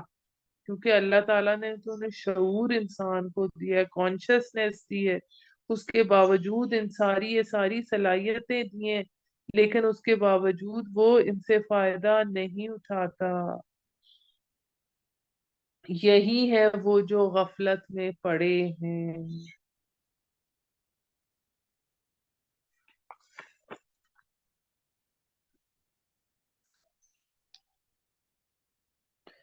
اب یہاں پر اس آیت میں یہ بھی بتایا گیا ہے کہ جب انسان ہدایت سے منہ موڑ لیتا ہے تو اللہ تعالی، اور وہ انسان خود ہی جب ضد اور ہٹ درمی پر اتر آتا ہے تو اللہ تعالیٰ ایسے لوگوں کے دلوں پر مہر کر دیتا ہے۔ ان کی آنکھیں انسانی آنکھیں نہیں رہتی، ان کے کان انسانی کان نہیں رہتے، حیوانوں کی طرح وہ ہو جاتے ہیں، حیوانوں کی طرح سنتے ہیں، حیوانوں کی طرح دیکھتے ہیں۔ اور انسان جب دیکھتا ہے کسی چیز کو تو انسان ایک اس چیز کو غور و فکر کرتا ہے، اس کی حقیقت کو سمجھنے کی کوشش کرتا ہے، اپنے مشاہدے سے درست نتائج نکالتا ہے۔ تو انسان پھر ان چوپایوں سے بھی بدتر ہو جاتا ہے، کیونکہ چوپایوں کو تو اللہ تعالیٰ نے پیدا ہی کمتر سطح پر کیا ہے، جبکہ انسان کی تخلیق کا مقصد بہت اعلیٰ ہے۔ جیسا کہ سورہ 3 میں آتا ہے لَقَدْ خَلَقْنَا الْإِنسَانَ فِي أَحْسَنِ تَقْوِيمٍ ثم رددناه اسفل سافلین۔ آیت نمبر 180 اب شروع کرتے ہیں۔ اللہ کے لیے ہے سب نام اچھے، سو پکارو ان ناموں سے اور چھوڑ دو ان کو جو کج رو ہیں اس کے ناموں میں، بدلہ پائیں گے اس کا جو کچھ کرتے رہے ہیں۔ یعنی دعا اللہ تعالیٰ کے اچھے نام سے، جس مرضی نام سے آپ دعا کر سکتے ہیں، یا ستارو سے، یا غفارو، یا کریمو، یا علیمو، ان سب سے کر سکتے ہیں۔ لیکن جو اس طرح کے نام ہیں جیسے کہ یا مذلو، اے ذلیل کرنے والے، تو اس کے ساتھ پھر یا معزو بھی پڑھا جائے گا۔ یعنی صرف یا مذلو نہیں پڑھا جائے گا، یا معزو بھی ساتھ پڑھا جائے گا۔ آیت نمبر 181 اور ان میں سے ہم نے پیدا کیا ایک جماعت کو جو راہ بتلاتی ہے سچا، اور اسی کے مطابق وہ انصاف کرتے ہیں، اور جنہوں نے جھٹلایا ہماری نشانیوں کو تو ہم درجہ بدرجہ انہیں پکڑیں گے۔ سنستدرجہم، ایسے طریقے سے کہ انہیں خبر بھی نہ ہوگی۔ جو استدراج کا ورڈ آتا ہے یعنی گناہ میں بڑھنے کے ساتھ اللہ کھلی چھٹی دے دیتا ہے۔ جیسے مچھلی کانٹے میں جب پھنس جاتی ہے تو رسی کھلی ڈھیل کر دی جاتی ہے کہ اسے ابھی تھوڑا اور تیرنے دو، پھر اسے ایک دفعہ ہی کھینچتے، تو اس کو استدراج کہتے ہیں۔ اور میں ڈھیل دوں گا انہیں، بے شک میری تدبیر مضبوط ہے۔ کیا نہیں سوچا انہوں نے کہ نہیں ہے ان کے ساتھی یعنی محمد صلی اللہ علیہ وآلہ وسلم کو کچھ جنون نہیں ہے وہ مگر ڈرانے والا صاف صاف۔ کیا نہیں غور کیا انہوں نے سلطنت میں آسمانوں اور زمین کی، اور جو پیدا کی اللہ نے کوئی چیز، اور نہ اس بات میں کہ شاید آ گئی ہو قریب ان کی موت، پھر کون سی بات پر اس کے بعد وہ ایمان لائیں گے۔ اور جس کو گمراہ کرے اللہ تو نہیں ہے کوئی ہدایت دینے والا اس کو، اور اللہ چھوڑے رکھتا ہے انہیں ان کی سرکشی میں بھٹکتا ہوا۔ پوچھتے ہیں تجھ سے قیامت کی بابت کہ کب ہے اس کے قائم ہونے کا وقت، کہہ دیجئے در حقیقت اس کا علم ہے میرے رب کے پاس، نہ ظاہر کرے گا اس کو اس کے وقت پر مگر اللہ ہی۔ وہ کٹھن وقت ہوگا آسمانوں اور زمین میں، نہیں آئے گی وہ تم پر مگر اچانک۔ پوچھتے ہیں تجھ سے گویا تو کھوج میں لگا ہوا ہے اس کی، کہہ دیجئے در حقیقت اس کا علم اللہ کے پاس ہے، لیکن اکثر لوگ نہیں جانتے۔ کہہ دیجئے نہیں ہوں مالک میں اپنی جان کے لیے بھلے کا اور نہ برے کا، مگر جو چاہے اللہ، اور اگر میں جانتا پوشیدہ باتیں تو ضرور حاصل کر لیتا میں بہت سی بھلائیاں، اور نہ پہنچتی مجھ کو برائی۔ نہیں ہوں میں مگر ڈرانے والا اور خوشخبری دینے والا ان کے لیے جو ایمان لاتے ہیں۔ وہی ہے جس نے پیدا کیا تم کو ایک جان سے، یعنی حضرت آدم علیہ السلام، اور بنایا اس سے جوڑا اس کا تاکہ آرام پکڑے اس کے بعد۔ اب اس کے پاس اب جو جوڑا بنایا اللہ تعالیٰ نے ہر چیز کا، اس کا مقصد اولاد کے ساتھ سکون تسکین بھی ہے۔ پھر جب وہ چھا گیا اس پر تو ٹھہر گیا حمل اس کا ہلکا سا، تو چلتی پھرتی رہی وہ اس کے ساتھ۔ پھر جب وہ بوجھل ہو گئی تو دعا کی اللہ سے جو رب ہے دونوں کا، کہ اگر تو نے دیا ہمیں بھلا چنگا بچہ تو ضرور ہوں گے ہم تیرے شکر گزار۔ پھر جب عطا کیا ان کو بھلا چنگا بچہ تو ٹھہرانے لگے اس کے شریک، کہ فلاں بزرگ کی نظر کرم کی وجہ سے اولاد ہوئی ہے۔ اس بخشش میں جو عطا کی اس کو تو بلند و بالا ہے اللہ تعالیٰ ان کے شریک بنانے سے۔ کیا شریک بناتے ہیں ایسوں کو جو نہیں پیدا کرتے کوئی چیز،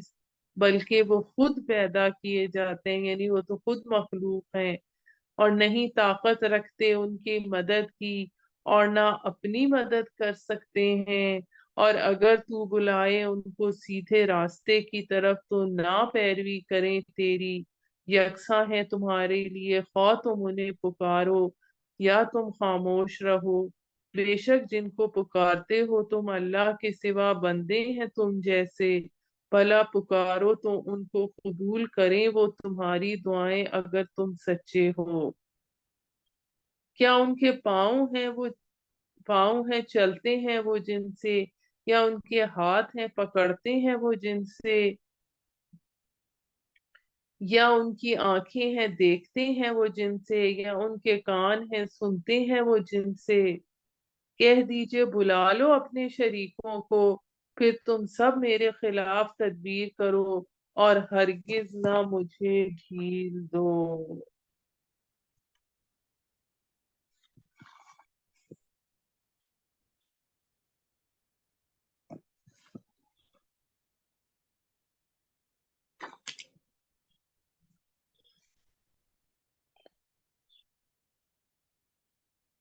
یعنی کہ اپنے معبودوں کو بلا لو، جو بھی میرے خلاف اقدام کر سکتے ہو کر لو۔ یہ اس میں بتایا جا رہا ہے آیت نمبر 196، بے شک میرا حمایتی تو اللہ ہے جس نے نازل کی کتاب پر، وہ حمایت کرتا ہے نیک بندوں کی، اور وہ جنہیں پکارتے ہو تم اس کے سوا نہیں طاقت رکھتے ہو تمہاری مدد کی، اور نہ ہی وہ خود اپنی مدد کر سکتے ہیں، وہ تو اپنی کچھ مدد نہیں کر سکتے۔ اور اگر بلاؤ تم ان کو سیدھے راستے کی طرف تو کچھ نہ وہ سنے وہ اور تو دیکھتا ہے ان کو، وہ دیکھ رہے ہیں تیری طرف حالانکہ وہ کچھ نہیں دیکھتے۔ اختیار کیجئے درگزر کی اور حکم دیجئے، یعنی عادت اختیار کیجئے درگزر کی اور حکم دیجئے نیکی کا، اور کنارہ کیجئے جاہلوں سے، یعنی کہ بحث میں اور تلخی میں نہ پڑیں اور جاہلوں کو سلام کہہ کے گزر جائیں۔ اور اگر اکسائے تجھ کو شیطان کا کوئی وسوسہ تو پناہ مانگ لے اللہ سے، بے شک وہی سننے والا سب کچھ جاننے والا ہے۔ اب یہ ایک عام انسان کے لیے بھی اور خاص طور پہ دائی کے لیے بھی بنیادی چیزیں بتائی جا رہی ہیں،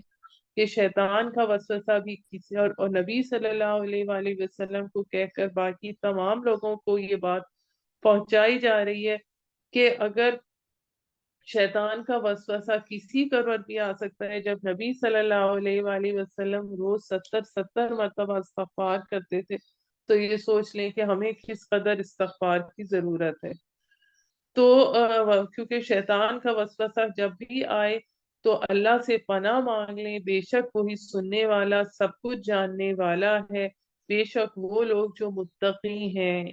اگر چھو بھی جاتا ہے ان کو کوئی وسوسہ شیطان کا تو وہ چونک جاتے ہیں، پھر اسی وقت ان کو سوج آ جاتی ہے، یعنی فوراً حقائق کا انہیں نظر آ جانا شروع ہو جاتے ہیں، اور ان کے بھائی انہیں کھینچتے ہیں کجروی میں، پھر وہ انہیں بھٹکانے میں کوتاہی نہیں کرتے۔ اور جب نہ لائے تو ان کے پاس کوئی نشانی تو کہتے ہیں کیوں نہیں چھانٹ لایا؟ تو اس کو کہہ دیجئے میں پیروی کرتا ہوں اس وحی کی جو آتی ہے مجھ پر میرے رب کی طرف سے۔ کہ آپ نبی صلی اللہ علیہ وسلم کو جو کفار مکہ کہتے تھے کہ کوئی معجزہ کیوں نہیں آپ لے کے آتے؟ یہ سوچ کی باتیں ہیں تیرے رب کی طرف سے، اور ہدایت اور رحمت ہے ان لوگوں کے لیے جو ایمان لاتے ہیں۔ اور جب پڑھا جائے قرآن تو توجہ سے سنو اور اسے اور خاموش رہو تاکہ تم پر رحم کیا جائے۔ اب یہ بھی آیت بہت اہم ہے اس حوالے سے کہ قرآن کی جب تلاوت چل رہی ہو یا قرآن کا ترجمہ پڑھا جا رہا ہو تو اسے توجہ سے سنو اور بولے نہیں، خاموش رہو کہ الفاظ آئیں۔ اور یاد کر اپنے رب کو اپنے دل میں عاجزی اور ڈر سے، اور بغیر آواز بلند کیے الفاظ کی، صبح کے وقت اور شام کے وقت۔ اب اس میں صبح کے وقت سے مراد غدو میں فجر کا ٹائم، اور اصیل جو شام کے اوقات میں ظہر سے عشاء کے ٹائم کی مراد ہے۔ اور نہ ہو تو غافلوں میں سے، بے شک وہ لوگ جو قریب ہیں تیرے رب کے نہیں سرکشی کرتے اس کی عبادت سے، اور تسبیح کرتے ہیں اس کی اور اسی کو سجدہ کرتے ہیں۔ اب ہمارے پاس آگے یہ شروع ہو رہی ہے سورہ انفال، اور جیسا کہ ہم پہلے یہ بات کر چکے کہ یہ جو ہمارے پاس گروپ چل رہا ہے اس میں دوسرا جو جوڑا آ رہا ہے یہ سورہ انفال مدنی سورت، اور اس کے بعد ساتھ اس کے سورہ توبہ مدنی سورت کے جوڑے کا تعلق ہے۔ اور اس سے پہلے ہم دو مکی یہ صورتیں ہماری مکمل ہو گئیں، سورہ انعام اور سورہ اعراف۔ اس میں مشرکین عرب پر اتمام حجت کا بیان ہے۔ اب جو ہمارے پاس یہ دو صورتیں آ رہی ہیں سورہ انفال اور سورہ توبہ، اس میں ان لوگوں پر عذاب کا تذکرہ ہے۔ اب عذاب کی جو قسط اول ہے ان پر بدر کے میدان میں نازل ہوئی، اور میدان بدر میں قریش کے 70 سردار مارے گئے، 70 افراد قیدی بنے، متعدد زخمی ہوئے۔ اور یہ اس میں جو 313 مسلمان تھے جن کے پاس صرف 8 افراد کے پاس تلواریں تھیں، اور یہ قریش پر عذاب الہی کی پہلی قسط تھی جو سورہ انفال میں آ رہی ہے۔ یعنی غزوہ بدر جو تھی وہ قریش پر عذاب الہی کی پہلی قسط تھی جو سورہ انفال پہ آ رہی ہے، اور اسی عذاب کا آخری مرحلہ 9 ہجری میں پیش آیا جس کا ذکر سورہ توبہ میں آتا ہے۔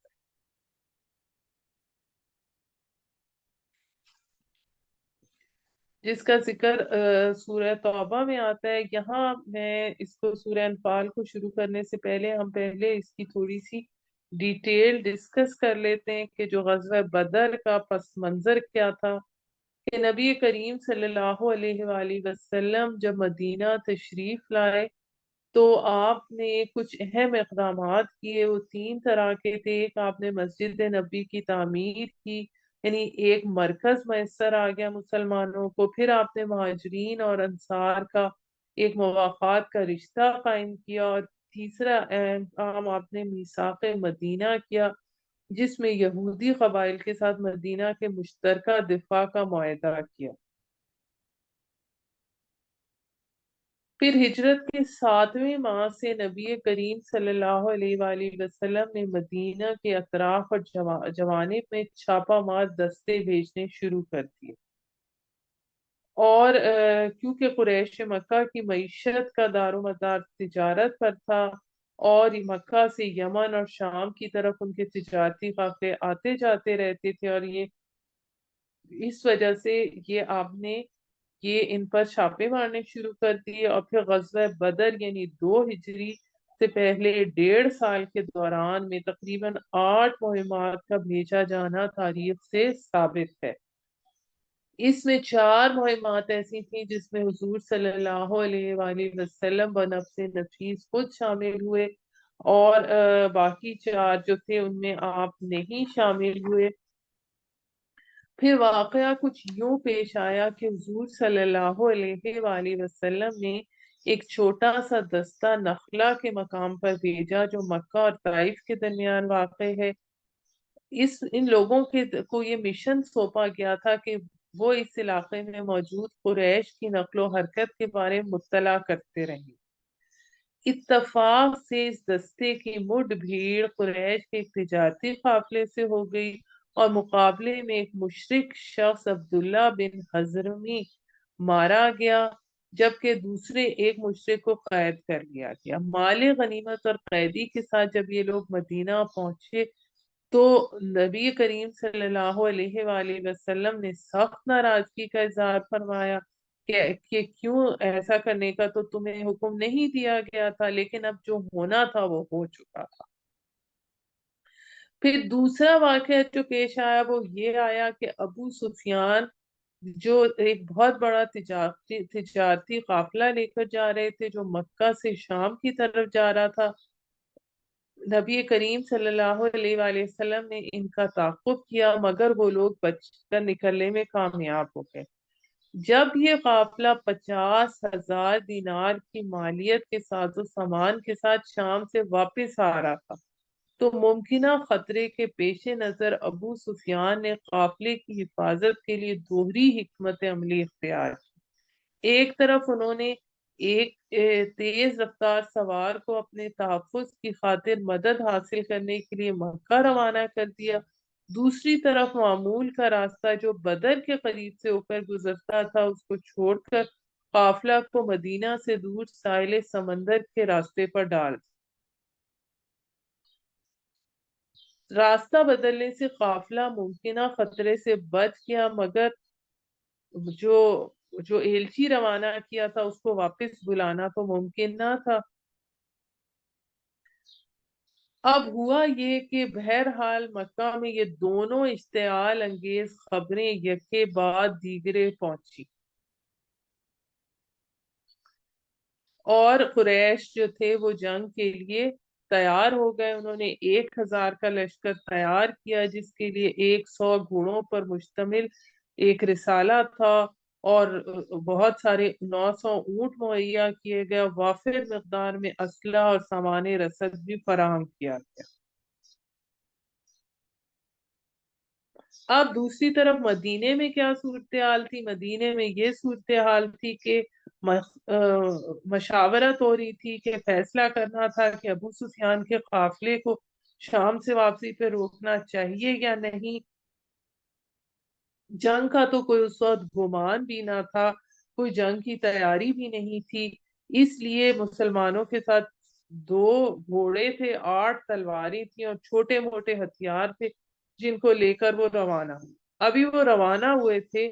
کہ آپ صلی اللہ علیہ وآلہ وسلم کو مقام صفرا پر پہنچے تھے تو آپ کو اطلاع ملی کہ ابو جہل 1,000 کا لشکر لے کر مکہ سے چل پڑا ہے، اور اسی اسنا میں اللہ تعالیٰ کی طرف سے وحی بھی آ گئی کہ جنوب مکہ کی طرف سے ایک بڑا لشکر آ رہا ہے جو کیل کانٹے سے لیز ہے، جبکہ جو شمال کی طرف سے قافلہ آ رہا ہے، اور میرا یہ وعدہ ہے کہ ان دونوں میں سے ایک پر آپ کو ضرور فتح حاصل ہوگی، لہٰذا اہل ایمان کو اس بارے میں خوشخبری سنا دیں اور ان سے مشورہ بھی کر لیں۔ چنانچہ اس وحی کے بعد مقام صفرا پر آپ نے یہ فیصلہ کے لیے دوسری آپ نے مشاورت کی کہ پہلے لشکر کے مقابلے میں جایا جائے یا قافلے کو روکنے کے لیے اقدام کیا جائے۔ پھر میں آپ کو یہ بھی بتاتی چلوں یہ سورت 10 رکوعات پر مشتمل ایک مکمل خطبہ ہے، لیکن اس میں مال غنیمت کے مسئلے کو درمیان سے نکال کر آغاز میں لایا گیا ہے۔ اب ہم یہ سورت شروع کرتے ہیں تاکہ ساتھ ساتھ یہ ڈیٹیل ہمیں پہلے سے معلوم ہوگی۔ بسم اللہ الرحمن الرحیم۔ سورہ انفال۔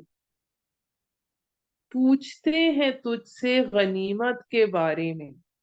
اب انفال جو ہے وہ نفل کی جمع یعنی اضافی شے۔ کہہ دیجئے مال غنیمت اللہ کا اور اس کے رسول کا ہے، سو ڈرو اللہ سے اور درست رکھو باہمی معاملات اور اطاعت کرو اللہ کی اور اس کے رسول کی اگر تو ہو تم ایمان رکھنے والے۔ در حقیقت ایمان والے وہ ہیں کہ جب ذکر کیا جائے اللہ کا تو پسیج جاتے ہیں ان کے دل، اور جب تلاوت کی جاتی ہیں ان کے سامنے اس کی نشانیاں تو زیادہ ہوتا ہے ان کا ایمان، اور وہ اپنے رب پر بھروسہ کرتے ہیں۔ یہ وہ لوگ ہیں جو قائم رکھتے ہیں نماز، اور اس میں سے جو روزی دی ہے ہم نے انہیں ان کو خرچ کرتے ہیں، یہی لوگ ہیں سچے مومن۔ یہی چیز اولئک هم المؤمنون حقا والی چیز واقعی اس کی ڈیٹیل آیت نمبر 74 میں اسی صورت کی آ رہی ہے۔ ان کے لیے ہیں درجات ان کے رب کے ہاں اور بخشش اور باعزت روزی، جیسے نکالا تجھ کو تیرے رب نے تیرے گھر سے حق کے ساتھ، اور بے شک ایک گروہ ایمان والوں کا راضی نہ تھا۔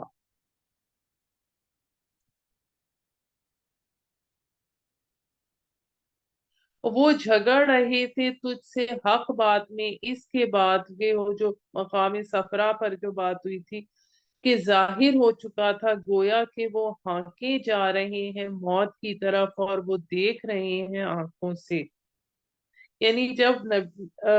کفار کے ساتھ مقابلے کے لیے بدر میں آ گئے اور مسلمان قریش سے نبرد آزمائی پر اس پر راضی نہیں تھے، انہیں یہ لگ رہا تھا کہ ہم موت کے منہ میں جا رہے ہیں، تاہم اللہ اپنی توفیق سے میدان جنگ میں لے آیا تھا اور اللہ تعالیٰ نے انہیں کامیاب واپس لایا۔ اور جب وعدہ کرتا تھا تم سے اللہ دو گروہوں میں سے ایک کا کہ وہ تمہارے ہاتھ آ جائے گا، ایک تجارتی قافلہ یا پھر جو قریش ابو جہل کی سرکردگی میں آ رہے تھے، اور تم چاہتے تھے کہ بغیر ہتھیار والا کہ تجارتی قافلہ ہو، لگے تمہارے ہاتھ، اور چاہتا تھا اللہ کے سچ کر دکھائے حق کو اپنے فرمان سے اور کاٹ ڈالے جڑ کافروں کی۔ یعنی پھر سے میں آپ کو بتاتی ہوں کہ ایک ابو سفیان کا ایک تجارتی قافلہ شام سے لے کر مکے کی طرف سے آ رہا تھا، اور دوسری طرف ابو جہل کا 1000 مسلح جنگجو افراد کا لشکر لے کر روانہ ہوا تھا، اور نبی صلی اللہ علیہ وآلہ وسلم کی رائے لینے پر اللہ تعالیٰ نے ان دونوں گروہوں میں سے ایک کا وعدہ فرمایا تھا، لیکن بعض صحابہ کی خواہش تھی کہ جس قافلے میں جنگجو لوگ کم اور مال بہت زیادہ ہے اس پر قابو پانے کے لیے اس پر قابو پا لیں، بنسبت یہ کہ کیل کانٹے سے لیس ہو کر قریش کے دوسرے گروہ سے مقابلہ کیا جائے۔ لیکن منشاہ الہی کے مطابق مسلح قریشی لشکر سے مقام بدر پر جنگ ہوئی، مسلمانوں نے تائید الہی سے فتح پائی، بہت سا مال غنیمت ان کے ہاتھ آیا، جبکہ کفار کے اہم سرداروں سمیت 70 افراد مارے گئے اور اتنے ہی گرفتار ہو۔ اللہ کا کیا اللہ تعالیٰ یہ چاہ رہا تھا تاکہ وہ سچ کر دے، سچ کو اور جھوٹ کر دے، جھوٹ کو اگرچہ یہ بات ناگوار لگے گناہگاروں کو۔ جب تم فریاد کر رہے تھے اپنے رب سے تو اس نے قبول کر لی تمہاری فریاد، میں مدد دوں گا تم کو 1000 فرشتوں سے، اور نہ کیا اس بات کو اللہ نے مگر خوشخبری تاکہ مطمئن ہو جائیں اس سے تمہارے دل،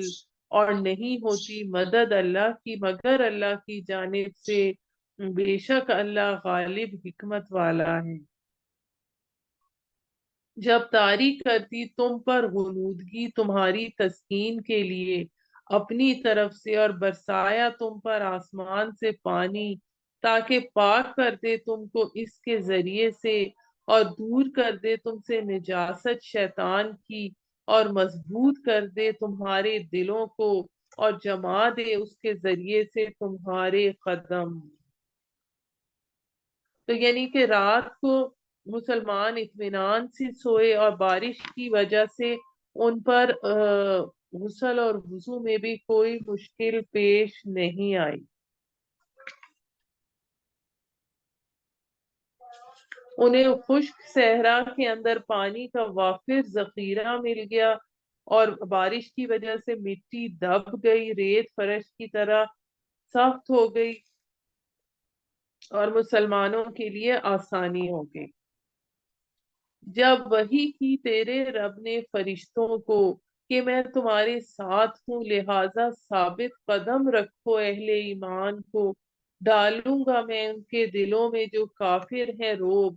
سو ضرب لگاؤ تم اوپر ان کی گردنوں کے، اور ضرب لگاؤ تم ان کے ہر ہر جوڑ پر، اس لیے کہ انہوں نے مخالفت کی اللہ اور اس کے رسول کی، اور جو کوئی مخالفت کرے اللہ اور اس کے رسول کی تو بے شک اللہ سخت عذاب دینے والا ہے۔ یہ سزا تو تم ابھی چکھو، اور یقیناً کافروں کے لیے ہے عذاب دوزخ کا۔ اے ایمان والو، جب مقابل ہو تم ان کے جو کافر ہیں میدان جنگ میں، تو مت پھیرو ان سے پیٹھ۔ جہاد میں نکل کر بھاگنا اور لڑائی میں کفار کو پیٹھ دکھانا یہ کبیرہ گناہوں میں سے ہے، اور جو پھیرے ان سے اس دن اپنی پیٹھ، مگر یہ کہ چال کے طور پر جنگ کی یا جا ملنے کے لیے اپنی فوج سے، تو وہ لوٹا غضب لے کر اپنے رب کا، اور اس کا ٹھکانہ جہنم ہے، اور کتنا برا ٹھکانہ ہے۔ یعنی اگر پسپائی جو ہے وہ جنگی مصلحت کے سبب ہو، مثلا پیچھے ہٹ کر حملہ کرنا زیادہ مؤثر ہے، یا اپنے بچاؤ کے لیے پسپا ہو کر مرکز سے کوئی جماعت ملنا چاہتی ہے، تو اس میں ایسی اس میں نہیں ہے غلط، ورنہ پیٹ پھیر کر بھاگنا کبیرہ گناہوں میں آتا ہے۔ بس نہیں قتل کیا تم نے ان کو، بلکہ اللہ نے انہیں قتل کیا، اور نہیں پھینکی تھی مٹی تو نے جب پھینکی تھی تو نے، بلکہ اللہ نے پھینکی تھی، تاکہ کرے وہ اہل ایمان پر اپنی طرف سے بہت بڑا احسان، بے شک اللہ ہر بات سننے والا، سب کچھ جاننے والا ہے۔ یعنی نبی کریم صلی اللہ علیہ وآلہ وسلم نے جو مٹھی کنکریوں کی پھینکی تھی میدان جنگ میں، جب دونوں لشکر آمنے سامنے ہوئے تھے، تو آپ نے کچھ کنکریاں اپنی مٹھی میں لے لی، اور آپ نے کہا شاہت الوجوہ، چہرے بگڑ جائیں، فرماتے ہوئے آپ نے کفار کی طرف پھینکی تھی۔ تو اللہ تعالیٰ ہی یہ جانتا ہے کہ وہ کنکریاں کہاں کہاں پہنچی، ان کے کیسے کیسے اثرات مرتب ہوئے۔ اس کے بعد آیت نمبر 18، یہ تو ہو چکا، بے شک اللہ کمزور کرنے والا ہے تدبیر کافروں کی، اور اگر تم فیصلہ چاہتے ہو تو پہنچ چکا تمہارے پاس فیصلہ، اور اگر باز آ جاؤ تم تو وہ بہتر ہے تمہارے لیے، اور اگر تم پھر آؤ تو پھر آئیں گے ہم، اور ہرگز کام نہ آئے گی تمہاری جمعیت، تمہاری جمعیت ذرا بھی، خواہ کتنی ہی زیادہ ہو، بے شک اللہ ساتھ ہے مومنوں کے۔ اب اس ابو جہل کو اپنے اوپر بہت زیادہ یقین تھا، اور اس نے کعبہ کے غلاف کو پکڑ کر، یہ آتا ہے اس طرح سے کہ اس نے یہ دعا کی تھی کہ اے اللہ، جس شخص نے ہمارے رحمی رشتے کاٹ دیے، ہمارے پاس وہ کچھ لے کر آیا ہے جسے ہم پہچانتے نہیں ہیں، کل تو اس کو کچل دے۔ تو ایک طرف جب نبی کریم صلی اللہ علیہ وآلہ وسلم دعا مانگ رہے تھے، تو دوسری طرف ابو جہل بھی دعا مانگ رہا تھا۔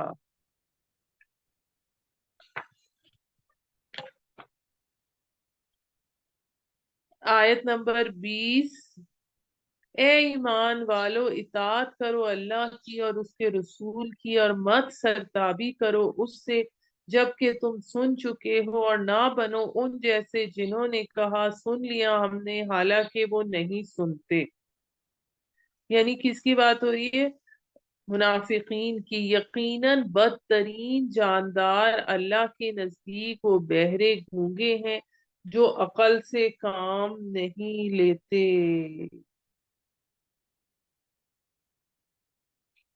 یعنی اللہ تعالیٰ اگر ان کے اندر کوئی صلاحیت پاتا تو ان کو سننے اور سمجھنے کی توفیق دے دیتا، لیکن اگر انہیں بغیر صلاحیت کے ہی حکم میں جنگ کے لیے نکل آتے تو کی توفیق ہو جاتی تو یہ خطرے کا موقع دیکھتے ہی ان کی پیٹھ پھیر کر وہ بھاگ جاتے۔ اور اگر جانتا اللہ ان میں کچھ بھلائی تو ضرور سنا دیتا ان کو، اور اگر اب سنا دے ان کو تو پھر جائیں اور ہیں وہ منہ پھیرنے والے۔ اے ایمان والو، حکم مانو اللہ کا اور رسول کا جس وقت بلائے وہ، یعنی جنگ کی طرف بلائیں، اس کام کے لیے جو زندگی بخشتا ہے، یعنی ابدی زندگی، اور جان رکھو کہ بے شک اللہ حائل ہو جاتا ہے آدمی اور اس کے دل کے درمیان، اور اسی کے پاس تم اکٹھے کیے جاؤ گے۔ یعنی اگر اللہ اور اس کے رسول کی پکار کو سنی انسنی کر دیا جائے، ان کے احکامات سے بے نیازی کو وتیرہ بنایا جائے، تو اللہ تعالیٰ خود ایسے بندے اور ہدایت کے درمیان آڑ بن جاتا ہے،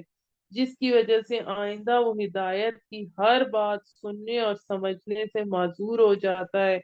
جو ہم سورہ بقرہ کی آیت نمبر 7 میں پڑھ چکے ہیں، ختم اللہ علی قلوبہم وسمعہم۔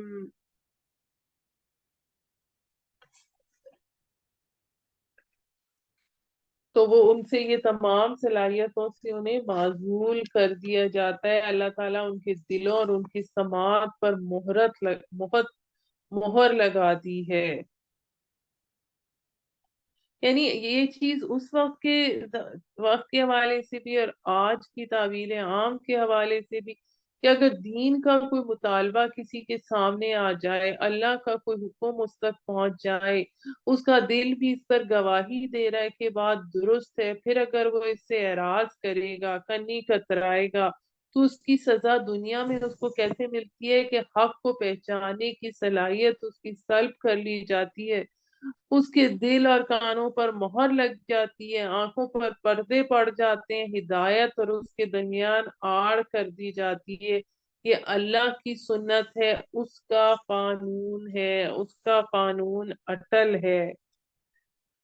آیت نمبر 25 میں آتا ہے، اور بچو اس فتنے سے جو نہیں وارد ہوگا مگر ان پر جنہوں نے ظلم کیا تم میں سے، خاص کر، اور جان لو بے شک اللہ سخت عذاب دینے والا ہے۔ اور یاد کرو جب تم تھے تھوڑے ضعیف سمجھے جاتے تھے زمین میں، تم ڈرتے تھے کہ اچک نہ لیں تم کو لوگ، پھر اس نے ٹھکانہ دیا تم کو اور قوت بخشی تم کو اپنی مدد سے، اور روزی دی تم کو پاکیزہ چیزوں سے تاکہ تم شکر ادا کرو۔ اے ایمان والو، نہ خیانت کرو اللہ اور اس کے رسول کے ساتھ، اور نہ خیانت کرو آپس کی امانتوں میں جانتے بوجھتے، اور جان لو در حقیقت تمہارے مال اور تمہاری اولاد آزمائش ہے، اور یہ کہ اللہ کے پاس ہے اجر عظیم۔ یعنی اللہ تعالیٰ نے اپنی روح جو ہم میں پھونکی ہے وہ اللہ تعالیٰ کی بڑی امانت ہے، اچھے اعمال کرنا، اور اس میں ہمارے اوپر ذمہ داری ہے۔ اے ایمان والو، اگر تقوی اختیار کرو گے، اللہ سے ڈرو گے اللہ کا، تو وہ پیدا کرے گا تمہارے لیے امتیاز اور کفارہ بنا دے گا تمہارے لیے تمہارے گناہوں کا، اور معاف کر دے گا تم کو، اور اللہ مالک ہے فضل عظیم کا۔ اور یاد کیجئے جب تدبیر کر رہے تھے تیرے خلاف کافر، کہ قید کر دیں تجھ کو یا قتل کر دیں یا جلا وطن کر دیں، یعنی ہجرت سے پہلے دار الندوہ میں، اور وہ تدبیریں کر رہے تھے، اور تدبیر کر رہا تھا اللہ بھی، اور اللہ سب سے بہتر تدبیر کرنے والا ہے۔ اور جب تلاوت کی جاتی ہیں ان کے سامنے ہماری آیتیں، کہتے ہیں سن لیا ہم نے، اگر ہم چاہیں کہہ لیں ہم بھی ایسی ہی باتیں نہیں ہیں مگر یہ قصے کہانیاں پہلوں کی۔ اور جب کہا انہوں نے اے اللہ اگر ہے یہی سچا دین تیری طرف سے تو برسا دے ہم پر پتھر آسمان سے، یا لے آ ہم پر عذاب دردناک۔ اب یہ عوام کو روکنے کا طریقہ تھا کہ مجمع میں دعا کر رہے ہیں کہ اگر ہم غلط ہیں تو ہم پر پتھر آسمان سے برسا دے، اور ہرگز نہیں ہے اللہ کے عذاب دے انہیں جب تک تو ہے ان میں، یعنی نبی کی موجودگی میں تو عذاب نہیں آتا، اور ہرگز نہ اللہ عذاب دے گا ان کو کہ جب تک وہ معافی مانگتے رہیں گے۔ کیا بات ہے ان میں کہ نہ عذاب دے ان کو اللہ جب کہ وہ روکتے ہیں مسجد حرام سے، حالانکہ نہیں ہے وہ اس کے متولی، نہیں ہے متولی اس کے مگر صرف متقی لوگ، لیکن ان میں سے اکثر نہیں جانتے۔ اور نہ تھی ان کی نماز کعبہ کے پاس مگر سیٹیاں اور تالیاں بجانا، مگر نماز میں ان کی سیٹیاں ہوتی تھیں اور برہنہ ان کا طواف ہوتا تھا۔ سو چکھو عذاب بسبب اس کے کہ تم کفر کرتے تھے، بے شک جنہوں نے کفر کیا وہ خرچ کرتے ہیں اپنے مال تاکہ وہ روکے لوگوں کو سیدھے راستے سے اللہ کے، سو وہ خرچ کریں گے مال پھر وہ ہو جائے گا ان کے لیے باعث حسرت، بالآخر وہ مغلوب ہوں گے، اور جنہوں نے کفر کیا جہنم کی طرف پھانکے جائیں گے۔ ابھی بدر میں جو 12 سردار تھے ان میں سے ایک ایک نے اپنا ذمہ لیا تھا کہ ہر روز ایک شخص لشکر کو کھانا کھلائے گا، چنانچہ 10 اونٹ روزانہ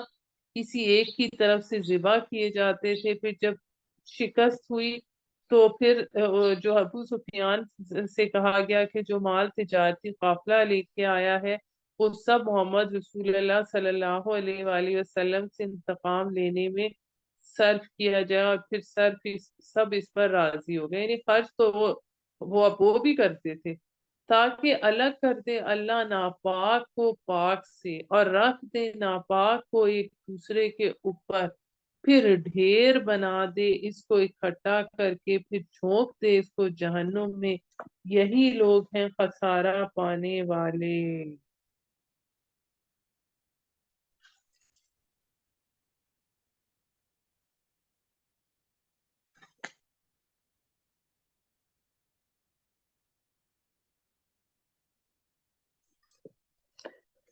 کہہ دیجئے ان سے جو کافر ہیں اگر باز آ جائیں اب بھی معاف کر دیا جائے گا ان کو جو گزر چکا، اور اگر پھر کریں تو بے شک جاری ہو چکا ہے طریقہ پہلے لوگوں کا، وہی ان سے برتاؤ، یعنی وہی ان سے برتاؤ ہوگا، اور لڑو ان سے حتیٰ کہ نہ رہے باقی فتنہ۔ فتنہ سے مراد ایسے حالات جن پہ ایمان پر عمل کرنا، اسلام پر عمل کرنا مشکل ہو جائے، اور ہو جائے دین پورے کا پورا اللہ کے لیے، پھر اگر وہ باز آ جائیں تو بے شک اللہ جو کچھ وہ کرتے ہیں اسے دیکھتا ہے، اور اگر وہ منہ موڑیں تو جان لو بے شک اللہ ہی تمہارا حمایتی ہے، اور کیا ہی اچھا حمایتی ہے، اور کیا ہی اچھا مددگار ہے، یعنی ہر چیز ہر کام کا فیصلہ اللہ کے ہاتھ میں ہے، مدد بھی وہی کرتا ہے جس کام کی، تو وہی کام صحیح ہوتا ہے۔ اس کے ساتھ ہمارا 9واں پارہ الحمدللہ مکمل ہوا۔ سبحان ربک رب العزت عما یصفون والسلام علی المرسلین والحمد للہ رب العالمین، صدق اللہ العظیم۔